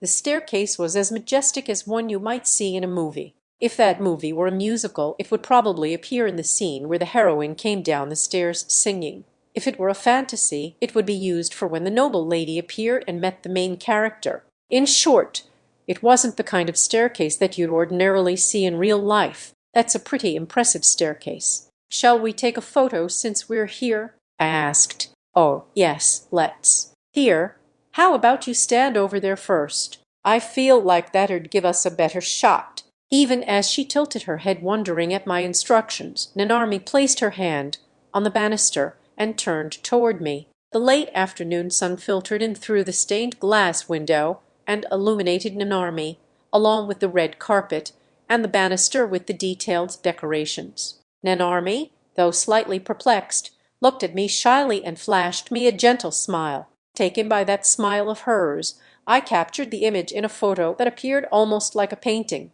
"See, I got a really beautiful picture," I said as I showed it to her. "It's kind of embarrassing because it doesn't really look like me," she replied. "Here, let me take one of you too." "Oh, nar, I'm good. I mean, I don't think I'd look any good in front of these stairs." "I want to take one. Come on, stand over there." "Yeah, you look so cool." An army practically dragged me over to the stairs, even as I protested. After making me stand upright, she took a photo of me. I knew she said I looked cool and all, but I was pretty sure I didn't fit in at all with the gorgeous background. That was my personal opinion, or rather my stereotype, but somehow I felt, like a staircase that matched a woman better. That was just how I felt, anyway. Once we'd finished taking photos of each other, we decided to move on to the next spot, the candy store. Lucky for us, there was a demonstration going on about the candy making process. I'm not totally sure how to describe this, but the white candy was warping in the hands of the artisan, shifting its shape like matcha. It didn't at all look like the hard candy I usually ate. The color of the substance made it look like it might be really heavy, but the movements of the artisan were so quick and light that it seemed to have no weight at all. The artisan stretched and rolled the candy, molding it into various shapes. As I watched, I recalled working with clay in art class back when I was a kid. Unsurprisingly, the brilliant technique I was now witnessing was incomparable to what I'd been doing back then. Before I knew it, the white candy had transformed into a cylinder, with candy of a different color wrapped around it. The artisan then wrapped yet another layer of beautiful orange around that, ending up with a thick candy column. The next moment, though, that column was stretched out really thin. It had happened so fast, I found myself stunned. The material that had moments before been so thick became even thinner than Nanarmi's fingers, then was cut into equal sizes by a different artisan.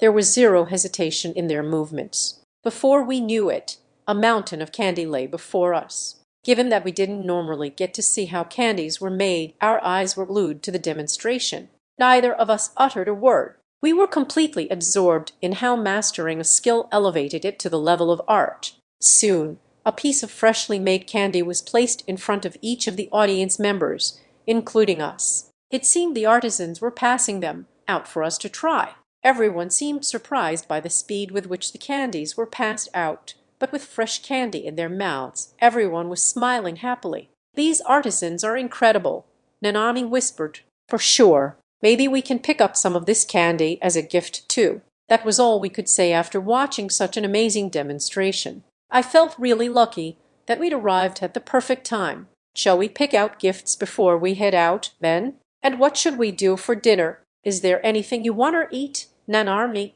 How about we just go to a family restaurant? It'd be weird if we tried to get all fancy with it." That was true enough, plus we hadn't made any reservations or anything. With our plans sorted, we continued chatting as we chose souvenirs to take back. As we were looking, though, I noticed that Nanarmi seemed kind of restless and began to wonder if something was wrong. She kept glancing toward the back of the gift shop. As I recalled, there was a promotion on at the time that gave visitors a chance to add their own photo to a heart-shaped slot in a candy tin. That was when it occurred to me. Did we think of doing the exact same thing? Nanarmi, did you by any chance sneak off to that store while we were at the lounge? Nanarmi's eyes darted around as she struggled to answer my question, which was rare for her. Seeing her like that, I couldn't help but smile. "Actually, I went there too," I confessed. "But you did." Right near the lounge where we'd had our desserts, there happened to be another store that offered the same service, where you could place an order and pick up the gift later. I'd stopped by when I'd gotten up to go to the restroom, and I'd ordered a little something there. Rather than replying aloud to Nanarmi's question, I simply nodded. We then took each other's hand and made our way toward the back of the gift shop. When we got to the pickup window, we each received the item we'd ordered. We'd both chosen personalized magnetic tins featuring the photos we'd taken in the rose garden earlier that day. Seeing that we'd ordered the exact same thing, we looked at each other and smiled slightly. "You chose that too?" Nanarmi asked. "No, you were feeling sad about the workshop, so I thought maybe it'd make you feel better." Plus the magnet one wasn't too expensive. I chose it because I wanted to give it to you as a surprise. An army murmured. Does this mean we totally failed at surprising each other? By sheer coincidence, I had used the photo on my phone, in which we were both making a heart with our hands, and Nanarmi had used the photo on her phone, in which we were doing the exact same thing. I guess we should exchange them anyway to commemorate our failed surprise, I suggested. Yeah, to commemorate our failure, she said. With that, with smiles on both our faces, we exchanged our magnet tins. At first glance, the two tins looked exactly the same. Knowing that she and I were the only ones that could tell the difference filled me with more joy than I'd thought imaginable. After that, we bid farewell to the park. That was so fun! We should come again and do all the things we didn't get to do this time, especially since they said the illuminations in the winter are supposed to be really pretty. Nanarmi was clearly enjoying herself as she smiled and swung her hand as it was locked with mine. Seeing her expression, which showed no hint of sadness about leaving, I ended up smiling along with her. Winter, huh? We'll have to bundle up, then. I'm not that good with the cold. Oh, really? Then maybe I can keep you warm, she suggested. You don't mind the cold? I'm not good with it either, but you know, if we stick close to each other, it should be a lot warmer. Her hand still tightly clasping mine, Nanarmi brought her body closer to mine. I'd heard that if you get lost on snow-covered peaks, you're supposed to huddle skin to stay warm. Now I understood that logic. After we'd walked for some time, Nanarmi looked up at me expectantly, but also in a way that made it seem like she was trying to seduce me. Seeing her, I gulped a little and my heart skipped a beat. Come to think of it, you didn't kiss me during our date today. Should I expect you to tomorrow? She asked. Hearing her question, I gulped even harder, so much so that I nearly choked. I had to take a few deep breaths in order to calm myself down. I guess you can look forward to tomorrow, I mumbled. Oh, yeah. Then I definitely can't wait. We're gonna have so much fun tomorrow, too. Seeing Nanarmi's dazzling smile, I smiled at her in return. She seemed genuinely happy about my response as she pressed herself against me. And so, this was how the first day of our date came to a close. Interlude, upon the end of day one, today's date had ended without a hitch. Actually, was it appropriate to say that? Even though a lot of things had happened, with the date now safely behind me, I found myself lying on my bed all alone. I stretched out my arm and stared at my pinky. Wasn't this the second time I'd done a pinky swear with Yashin? I was beyond happy to be making promises with him about our future. Just the thought brought a smile to my face without me even realizing it. Even though I'd screwed up a bunch of things during our date, Yashin had tried to make me feel better about them and even offered some hope for our future together. It wasn't long now. There wasn't long left until our anniversary. I felt a slight prick in my heart when I thought about that, but I wanted to do whatever I could to keep the promise I'd made with Yashin. It was fun, I mumbled with my eyes closed. A very comfortable feeling of fatigue permeated my body. Was this what people called a sense of fulfillment? I wondered how good it would feel just to fall asleep like that, but I did my best to resist the urge. As I wallowed in that sense of fulfillment, I recalled the day's events, but an indescribable loneliness contradicted my satisfaction. It was probably because I found myself suddenly alone. I hadn't felt it at all on the way home after our date. In that case, I said out loud, sitting up on my bed energetically and grabbing my phone. I then quickly dialed the number I'd dialed so many times before. My call was immediately picked up. Hello. It was the cheerful voice of the person I'd been with until just a little while before. At least, I thought he sounded cheerful. Hoping that was the case, I took a moment to respond, then heard him speak again on the other end of the line. Hello, Nanarmi. What's up? Yashin asked. Hearing his voice, I felt my loneliness slowly drain away. Oh, sorry. It's just that when I heard your voice, I felt really relieved. Relieved? What's wrong? Did something happen? Yashin, today's date was really fun, wasn't it? The things we got to do, the things we didn't get to do, all of it was so much fun. I feel so happy. I can't help wondering if it was all just a dream. I said. It wasn't just to reassure him. I sincerely felt that way from the bottom of my heart. I could tell he sighed with relief when he heard my response. For a moment, I felt a shiver run down my spine as if he had sighed directly into my ear. I did my best not to say anything out loud.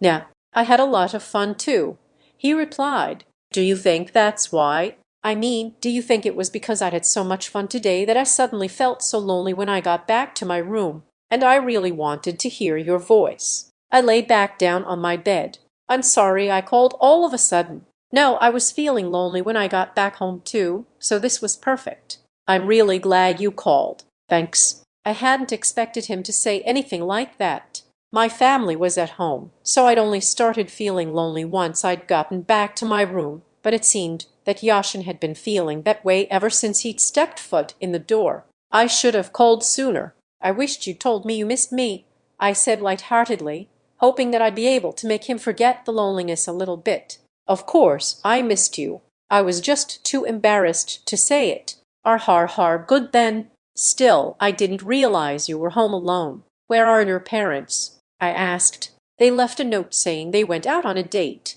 "Your parents sure are close. I wonder what adults do when they go out on a date." "No idea. I bet they're out drinking together." "A date? How?" "Actually, my parents went out together sometimes too. I'd never thought about it before, but I suppose those trips had been dates too." It was pretty cool to think that they still went on dates even though they were married.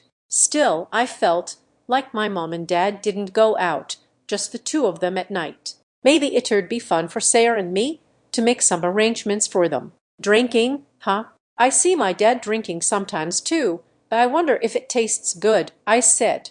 "How was it when you had those whiskey bonbons?" "Forget that ever happened. But that time I felt like I tasted the chocolate more than the alcohol, or at least I think I did." Thinking back, I couldn't remember what it had actually tasted like, though I did remember the chocolate, along with the fact that I'd felt really sick the next morning. What did alcohol taste like, anyway? "Well, since it made you feel so bad last time, I thought we shouldn't drink, but maybe when we turn 20, we can try drinking together," Yashin suggested. After I'd had those whiskey bonbons, I'd sworn to myself that I'd never drink alcohol. But I supposed I was feeling more optimistic again, as they say, danger past, God forgotten. "Yeah, let's go drinking together," I said. "Let's stay together until we are old enough to drink." I hadn't done so consciously, but I'd added extra emphasis to the staying together part, saying it like a wish, almost like a prayer. Then I waited with bated breath, impatient to hear Yashin's response.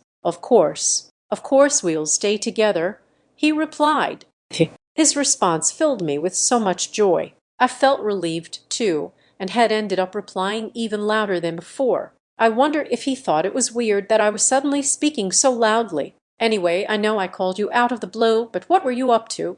I asked. "Not much. I guess I was thinking about taking a bath. You've got to be tired too, Nanarmi. Did you already take one?" "Nar, not yet. I thought I'd call you first." "I see. So you haven't taken one either." Knowing we were talking on the phone before taking our baths made me feel kinder nervous. Yashin about to take a bath, maybe because I'd seen him fresh out of the bath when we'd been on our trip together last week. It was really easy for me to picture him. Because of that, I asked the question before I even realized what I was doing. "Do you want to bathe together?" Immediately, I heard a loud, muffled thud on the other end of the line, as if something had hit something solid. I felt a tingling sensation in my ear, as though the air was vibrating. "Yashin, what happened?" I heard a really loud noise. "What happened?" Exclamation, "That's what I want to know. Where'd an idea like that come from?" Only once he pointed it out did I realize the implication of what I just said.